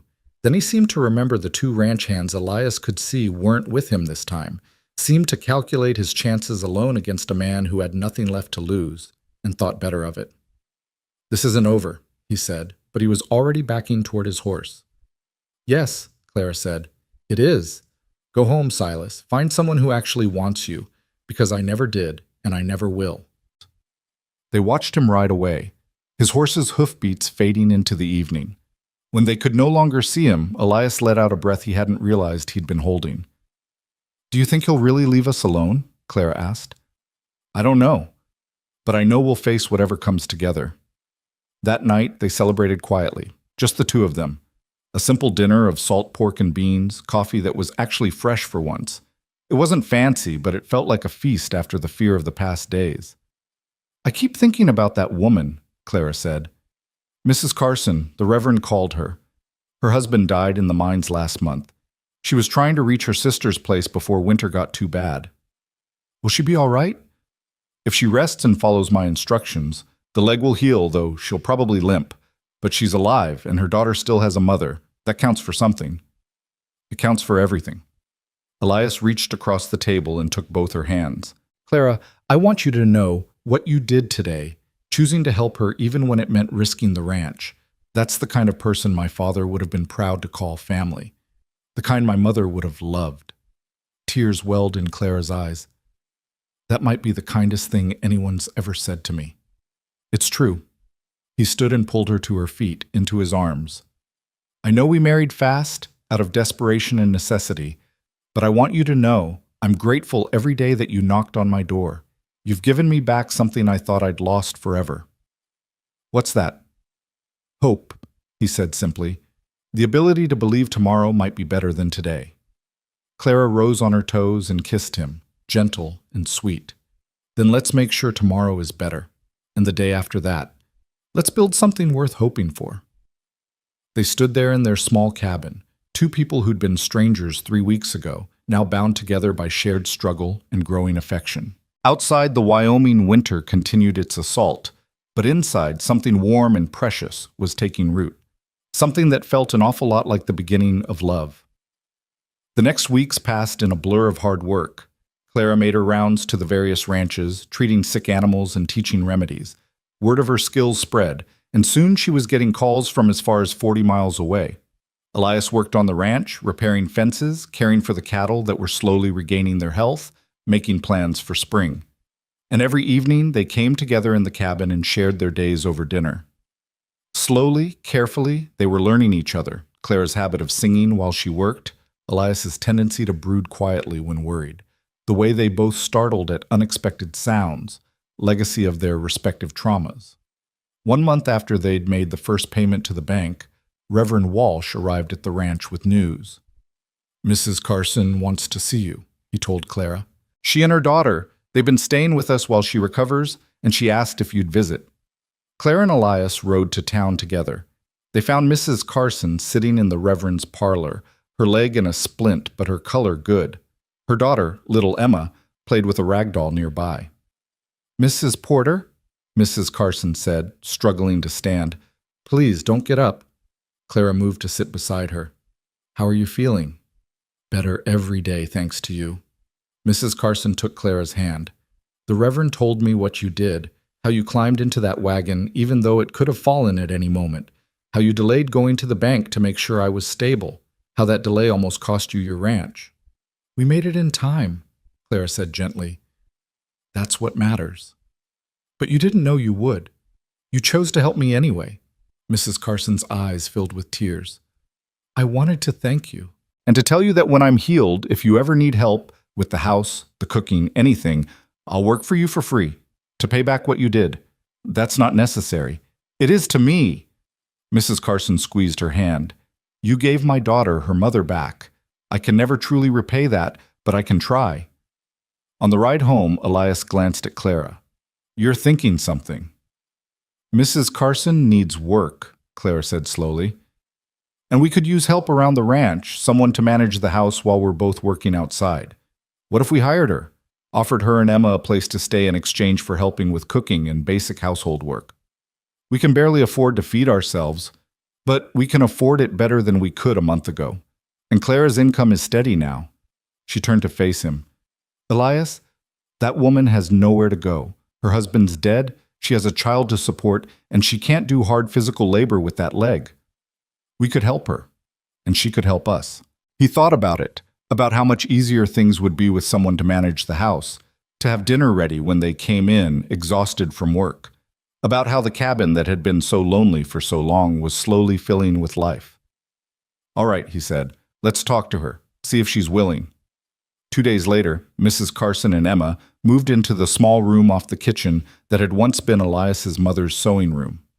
The cabin suddenly felt full, almost crowded, but it was the good kind of full, the kind that came with Emma's laughter and Mrs. Carson's quiet singing as she cooked, with the smell of fresh bread and the sight of Clara teaching the little girl to identify medicinal herbs. The ranch was becoming something Elias hadn't expected, not just a working operation, but a community. A place where people helped each other, where broken things found purpose, where hope was tended like a precious crop. And in the middle of it all was Clara, his wife, his partner, the woman who'd walked through a blizzard and brought spring with her. Spring came to Sweetwater Valley like a promise kept. The snow melted from the high peaks, filling the streams with rushing water that sang day and night.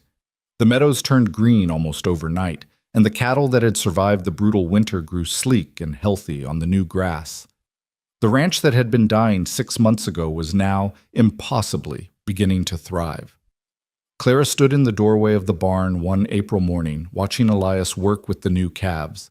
They'd had a good calving season, 18 healthy births, only 2 losses.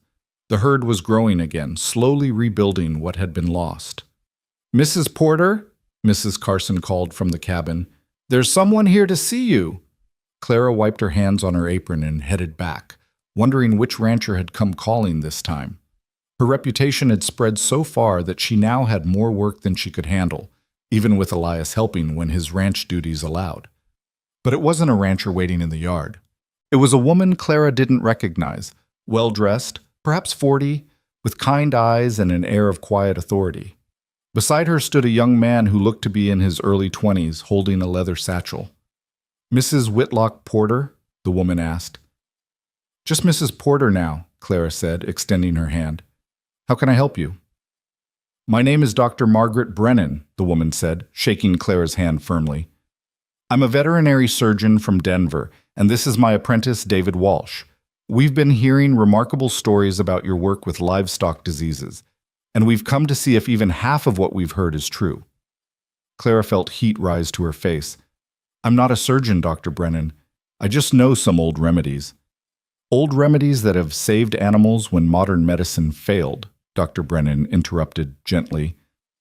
William Bradford wrote to me personally about his horses. He described your diagnosis of lye poisoning and your treatment in detail. It was textbook perfect, Mrs. Porter, except you've apparently never read a textbook. My grandfather taught me. Then your grandfather must have been an extraordinary teacher. Dr. Brennan gestured to her apprentice, who opened the satchel and pulled out a thick book. I've written a medical text on livestock diseases for the frontier territories. I'm here because I'd like to include your remedies, properly documented and credited to you, of course. And I'd like to offer you an opportunity. What kind of opportunity? To train properly as a veterinary practitioner. I run a small school in Denver, 6 students at a time, intensive training. It's a new field for women, But the frontier needs skilled practitioners, and I believe you have an innate gift that proper training could enhance. Clara stared at her, speechless. The idea of formal training, of being a real doctor for animals, it was beyond anything she'd imagined. I can't leave, she said finally. My husband needs me here. The ranch would be 3 months, Dr. Brennan said. The summer term. And I wouldn't expect you to pay tuition. In fact, I'd pay you a small stipend in exchange for documenting your traditional remedies for my research. 3 months, Claire repeated, her mind spinning. Elias appeared behind her, having heard the last part of the conversation. What's this about 3 months? Dr. Brennan explained her offer again while Elias listened with an expression Clara couldn't quite read. When the doctor finished, he was quiet for a long moment. That's a remarkable opportunity, he said finally. Elias, I can't leave you for 3 months, Clara protested. Not with the ranch just starting to recover. You need— What I need, Elias interrupted gently, is for my wife to have every chance to become everything she's capable of being. Clara, you've been offered training that could change your life, change our lives. How can I possibly stand in the way of that? But the money I bring in from the ranches, we'll manage. We have enough put aside now. The herd's healthy, and Mrs. Carson can help with the work. He took her hands. You saved this ranch, Clara. You saved me. The least I can do is support you in becoming even better at what you already do brilliantly. Tears welled in Clara's eyes. Are you sure? I'm sure. He squeezed her hands. Go to Denver, learn everything you can, and then come back and build the best veterinary practice this territory has ever seen. Dr. Brennan smiled. Then it's settled. The term starts in 2 weeks. I'll send details to the Sweetwater General Store. She paused. Mrs. Porter, I should mention there will be resistance. Many people don't believe women belong in medicine, even veterinary medicine. You'll face challenges. I walked 5 miles through a blizzard to get here, Clara said, her voice steady. I think I can handle some closed minds. After Dr. Brennan left, Clara and Elias stood together in the yard, both trying to process what had just happened. 3 months is a long time, Clara said quietly. It is. But we survived longer apart before we met. Elias pulled her close. And when you come back, we'll have the rest of our lives together. You're really not angry or resentful? How could I be? Clara, watching you work, seeing how you bring life and health wherever you go, that's been one of the greatest joys of our marriage. Why would I want to limit that? He kissed her forehead. Go be extraordinary. I'll be here when you get back. The 2 weeks before Clara left passed in a whirlwind of preparation. She made arrangements with her regular clients, taught Elias and Mrs. Carson her most important remedies, and packed her small trunk with the few belongings she'd need. The night before she was to leave, they lay together in the bedroom that had finally become theirs, properly theirs, as husband and wife in truth as well as in law. The transition had been gradual, tentative, 2 wounded people learning to trust and love again. But what they'd built was real and strong and worth every moment of uncertainty. I'm scared, Clara admitted in the darkness. Not of the training, but of leaving you, of being apart. I'm scared too, Elias confessed. But I'm also proud. So damn proud I can barely stand it. Promise me something. Anything. Promise me you'll keep hoping. Keep believing things can get better. Don't slide back into that dark place where I found you. He pulled her closer. I promise. And you promise me you'll come back. That Denver won't steal you away from this little Wyoming ranch. I promise. This is home now. You're home. They fell asleep wrapped in each other's arms, storing up warmth against the separation to come. Clara left on the morning stage, and Elias stood watching until the coach disappeared over the horizon. Then he turned back to the ranch and threw himself into work, trying to fill the sudden emptiness with activity. The first week was the hardest. He kept turning to tell Clara something, only to remember she wasn't there. The cabin felt too quiet without her singing. The work felt heavier without her help. But letters came. Clara wrote nearly every day, long, detailed letters about her classes, her fellow students, the fascinating things she was learning. And Elias wrote back, telling her about the ranch, about little Emma's growth. About the new foal that had been born with legs so long it looked like it was walking on stilts. Gradually, the separation became manageable.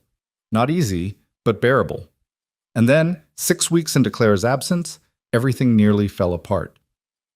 Elias was in town picking up supplies when he saw the poster in the general store window. It was a legal notice, and his name was prominently featured, Notice of Lien, Porter Ranch, Outstanding Debt Collection. His stomach dropped.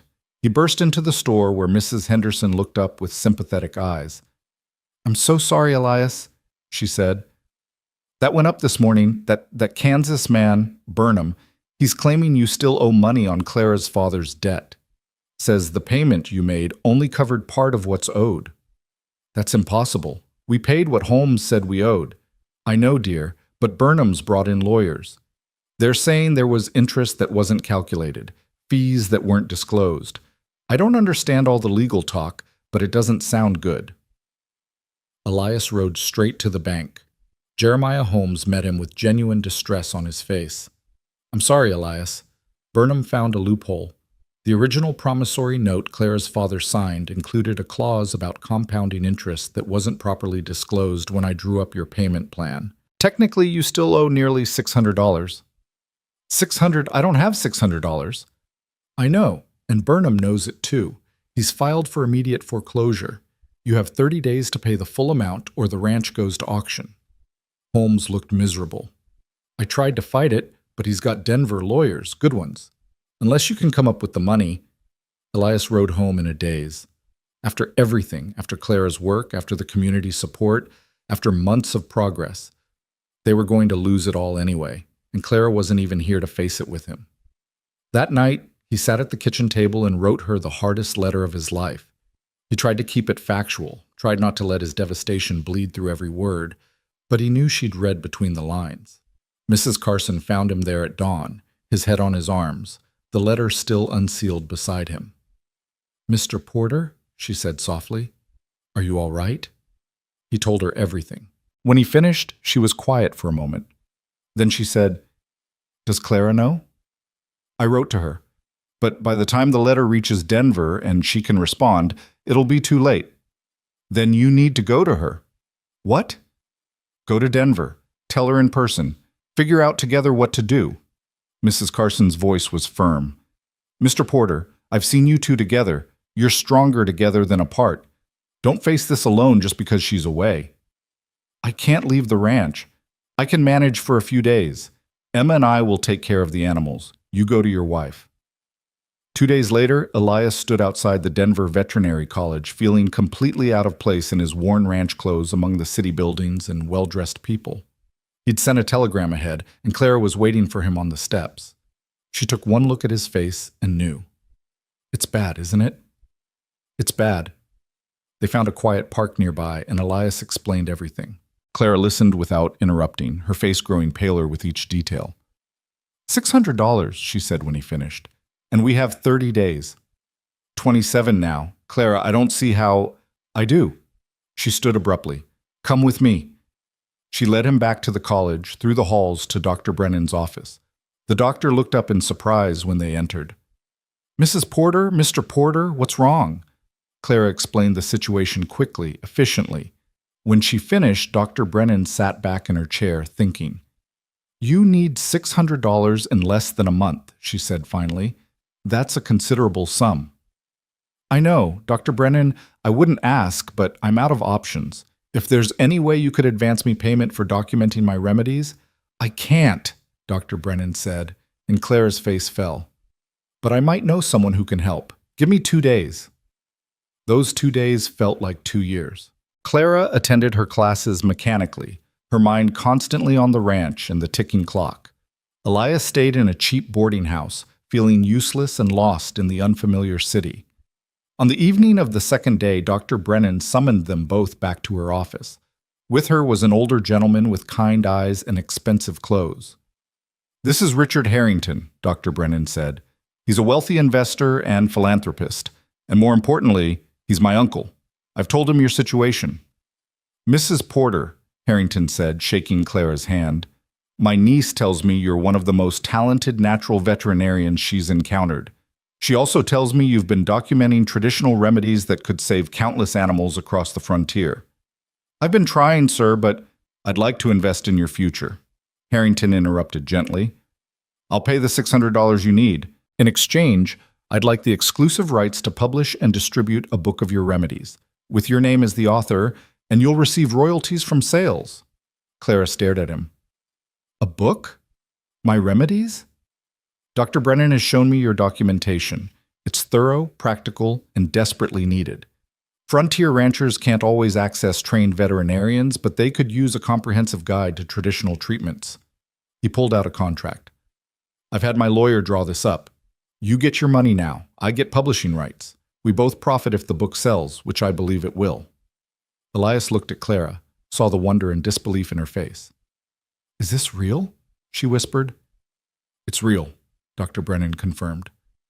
Richard has published a dozen medical texts. He knows what he's doing. Clara reached for Elias's hand. What do you think? I think, Elias said slowly, that you walked through a blizzard 6 months ago, and you've been performing miracles ever since. Why should this be any different? Clara signed the contract with shaking hands. Harrington provided a bank draft for $600, which Elias tucked carefully into his coat pocket like the precious miracle it was. One more thing, Harrington added as they were leaving. Dr. Brennan tells me you're planning to return to your ranch after completing this term. Have you considered staying in Denver? Opening a practice here? The city desperately needs skilled veterinarians. Clara didn't hesitate. Thank you, sir, but no. My home is in Sweetwater Valley. My work is there. Harrington smiled. I thought you might say that. It speaks well of you, Mrs. Porter. The frontier is lucky to have you. Elias took the first stage back to Sweetwater, the bank draft burning a hole in his pocket. He walked straight to Jeremiah Holmes' office and slapped the draft on the desk. $600, he said. Paid in full. Holmes stared at the draft like it might disappear. How did you? My wife, Elias said simply. She's extraordinary. That she is. Holmes began processing the paperwork. Elias, I need you to understand. This should clear everything. I've triple-checked the numbers this time. Once this is paid, you'll own the ranch free and clear, except for standard operating costs. Free and clear, Elias repeated, barely able to process the words. Free and clear. You've done it. You've saved your father's ranch. Elias rode home in a daze. When he reached the ranch, he dismounted and just stood there, looking at the land that had nearly killed him with its demands, that had brought him to his knees with its needs, the land that Clara had helped him save. Mr. Porter? Mrs. Carson came out of the cabin. Did it work? Were you able to pay? We paid. It's over. We're free. Mrs. Carson's face broke into a huge smile. Then we need to celebrate. I'll make something special for dinner. This calls for a feast. That evening, sitting at the table with Mrs. Carson and little Emma, Elias felt something he hadn't felt in years. Peace. Real, deep peace. The kind that came not from having no problems, but from knowing that whatever problems came, they could be faced and overcome. The rest of Clara's training passed quickly. Elias marked off each day on the calendar, counting down to her return. When the day finally came, he rode to meet the stage, arriving an hour early because he couldn't stand to wait at home. When the coach pulled in and Clara stepped down, his breath caught. She looked different, more confident, more polished. For a moment, he worried that Denver had changed her, had made her into someone who wouldn't be satisfied with ranch life anymore. Then she saw him, and her face lit up with such joy that his fears evaporated. She ran to him, and he caught her up in his arms, spinning her around while she laughed and cried at the same time. I missed you, she said against his neck. God, I missed you so much. I missed you too, every single day. They held each other in the middle of the dusty street, not caring who saw, just grateful to be together again. On the ride back to the ranch, Clara told him about the final weeks of her training, about the certificate she'd earned, about all the new techniques she'd learned. But mostly, she talked about how much she'd looked forward to coming home. Denver is impressive, she said, but it's not home. Home is that little cabin with the leaky roof. Home is you. When they crested the final hill and the ranch came into view, Clara gasped. In her absence, Elias had been busy. The barn had a new roof, the fences had all been repaired, the cabin had fresh paint, and in the meadow beyond the cattle grazed, nearly 50 head now, healthy and growing. "You've been working," she said. "Had to do something to fill the time. Plus, I wanted you to come home to something worth coming home to." Clara turned to him with tears in her eyes. "Elias, you are what's worth coming home to. The rest is just buildings." That night, they lay in their bed and talked for hours, catching up on everything letters couldn't convey. Finally, as they were drifting towards sleep, Elias said, "Richard Harrington sent a telegram. Your book is ready for publication. He wants to call it Whitlock's Remedies, Traditional Treatments for Frontier Livestock." "Whitlock's Remedies," Clara repeated, testing the words. "I like it, though it should probably be Porter's Remedies now." "No," Elias said firmly. "Whitlock is the name your grandfather taught you under. It's the name that represents your gift. Keep it for the book. Keep it for your work. You can be Clara Whitlock Porter, the woman who walks between both worlds." She kissed him, soft and grateful. "How did I get so lucky to find you?" "We found each other, and I think maybe that's how grace works. It shows up when you least expect it, in forms you don't recognize, and it saves you whether you think you deserve saving or not." The months that followed brought a steady rhythm of work and growth. Clara's book was published and became an unexpected success, selling to ranchers across the Western Territories. Royalties began arriving, not enough to make them rich, but enough to provide real security. Her veterinary practice flourished. She built a small clinic behind the barn, and ranchers came from as far as 100 miles away seeking her help. David Walsh, Dr. Brennan's former apprentice, came west to work with her, and together they treated everything from milk fever to rattlesnake bites. The ranch continued to recover and expand. Elias hired 2 ranch hands, young men from town who needed work, and began breeding horses alongside the cattle. The Porter Ranch became known not just as a successful operation, but as a place where second chances were given freely. Mrs. Carson and Emma stayed, becoming permanent parts of the household. Emma grew into a bright, curious child who followed Clara everywhere, learning about herbs and animals. Mrs. Carson managed the house with quiet efficiency and started teaching reading to the ranch hands' children in the evenings. By the time the first anniversary of Clara's arrival rolled around, the ranch was unrecognizable from the dying operation Elias had been ready to abandon. On Christmas Eve, 1 year after Clara had knocked on his door, they hosted a gathering for the community that had saved them. The barn, the same barn where Clara had first worked to save Elias's cattle, had been transformed into a meeting hall for the evening. Lanterns hung from the rafters. Tables groaned under the weight of contributed food. The whole valley seemed to have turned out. William Bradford stood and raised his glass. "To Clara and Elias Porter," he said, "for showing us all what determination and grace can accomplish." "To the Porters!" the crowd echoed. Later, as the evening wound down and people began to drift home, Reverend Walsh approached them. "I have something for you both," he said, pulling out a small wooden cross. "I carved this from the wood of that tree root that held Mrs. Carson's wagon. I thought you should have it, a reminder that sometimes what saves us is smaller than we think, but stronger than we know." Elias took the cross, running his fingers over the smooth wood. "Thank you, Reverend. Thank you both. You've reminded this valley what faith looks like in action." After everyone had gone, Clara and Elias stood alone in the barn, looking at the empty tables and guttering lanterns. "1 year ago," Clara said softly, "I was walking through a blizzard, terrified and half frozen, with no idea what I'd find at the end of my journey. And now I'm home. Really, truly home for the first time in my life." She leaned against him. "You asked me once why I came. I told you I came for a chance. But Elias, you gave me so much more than a chance.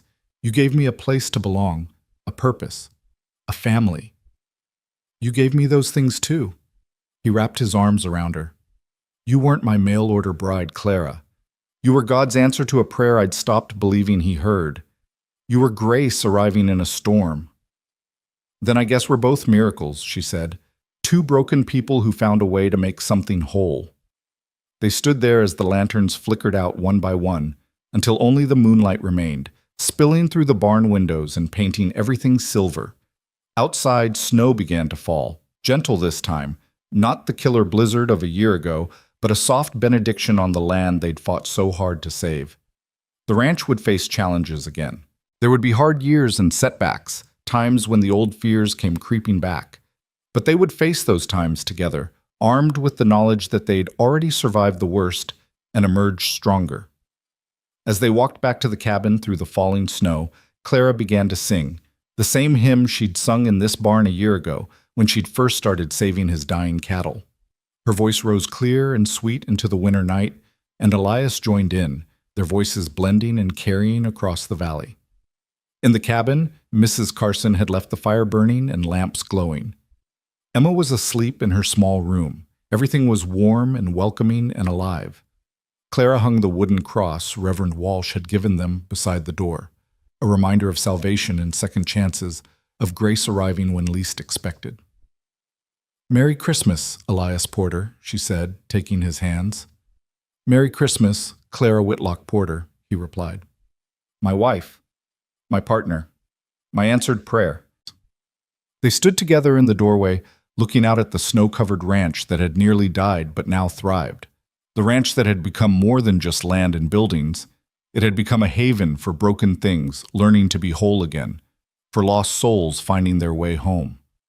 In the distance, they could see lights from other ranches in the valley, each one a reminder that they were part of something larger than themselves. A community built on mutual support and shared struggle. A place where people looked out for each other, where a woman could walk through a blizzard and find not just shelter, but salvation. The ranch had a new name now. The sign Elias had carved and mounted at the entrance read, Whitlock Haven, honoring both Clara's healing work and the refuge they'd built together. It was a name that meant something to everyone who saw it, a promise of help for those who needed it, a testament to the power of not giving up, a declaration that hope could take root even in the hardest soil. As they closed the door against the winter cold and turned to face their warm, living home, Elias pulled Clara close one more time. "I love you," he said, words that had taken months to say but now came easily. "I love the life we're building. I love who I am when I'm with you." "I love you too," Clara replied, "and I love that we chose each other, not just once in desperation, but every day since. That's the real miracle, I think. Not that we survived, but that we chose to keep surviving together." They stood there in the warmth and light of their home. Two people who'd been strangers a year ago, now bound together by love and shared purpose, and the knowledge that they'd faced the worst life could throw at them and come through it transformed. Outside, the snow continued to fall softly, blanketing the world in white. But inside Whitlock Haven, in the cabin on the ranch that should have died but lived, there was only warmth and light, and the quiet joy of answered prayers and second chances and grace that arrived in storms and changed everything. The story of the mail-order bride who walked through a blizzard and saved a dying ranch would be told and retold in Sweetwater Valley for generations. It would become legend, embellished, romanticized, passed down as a testament to determination and faith and love. But for Clara and Elias, living it was better than any legend. Every morning they woke up together was a gift. Every animal Clara healed was a reminder of her purpose. Every improvement to the ranch was a victory over the darkness that had nearly claimed them both. They would have children eventually, 3 of them, 2 boys and a girl, all of whom would grow up hearing the story of how their parents met. They would prosper and struggle, know joy and sorrow, build and rebuild, over decades of shared life.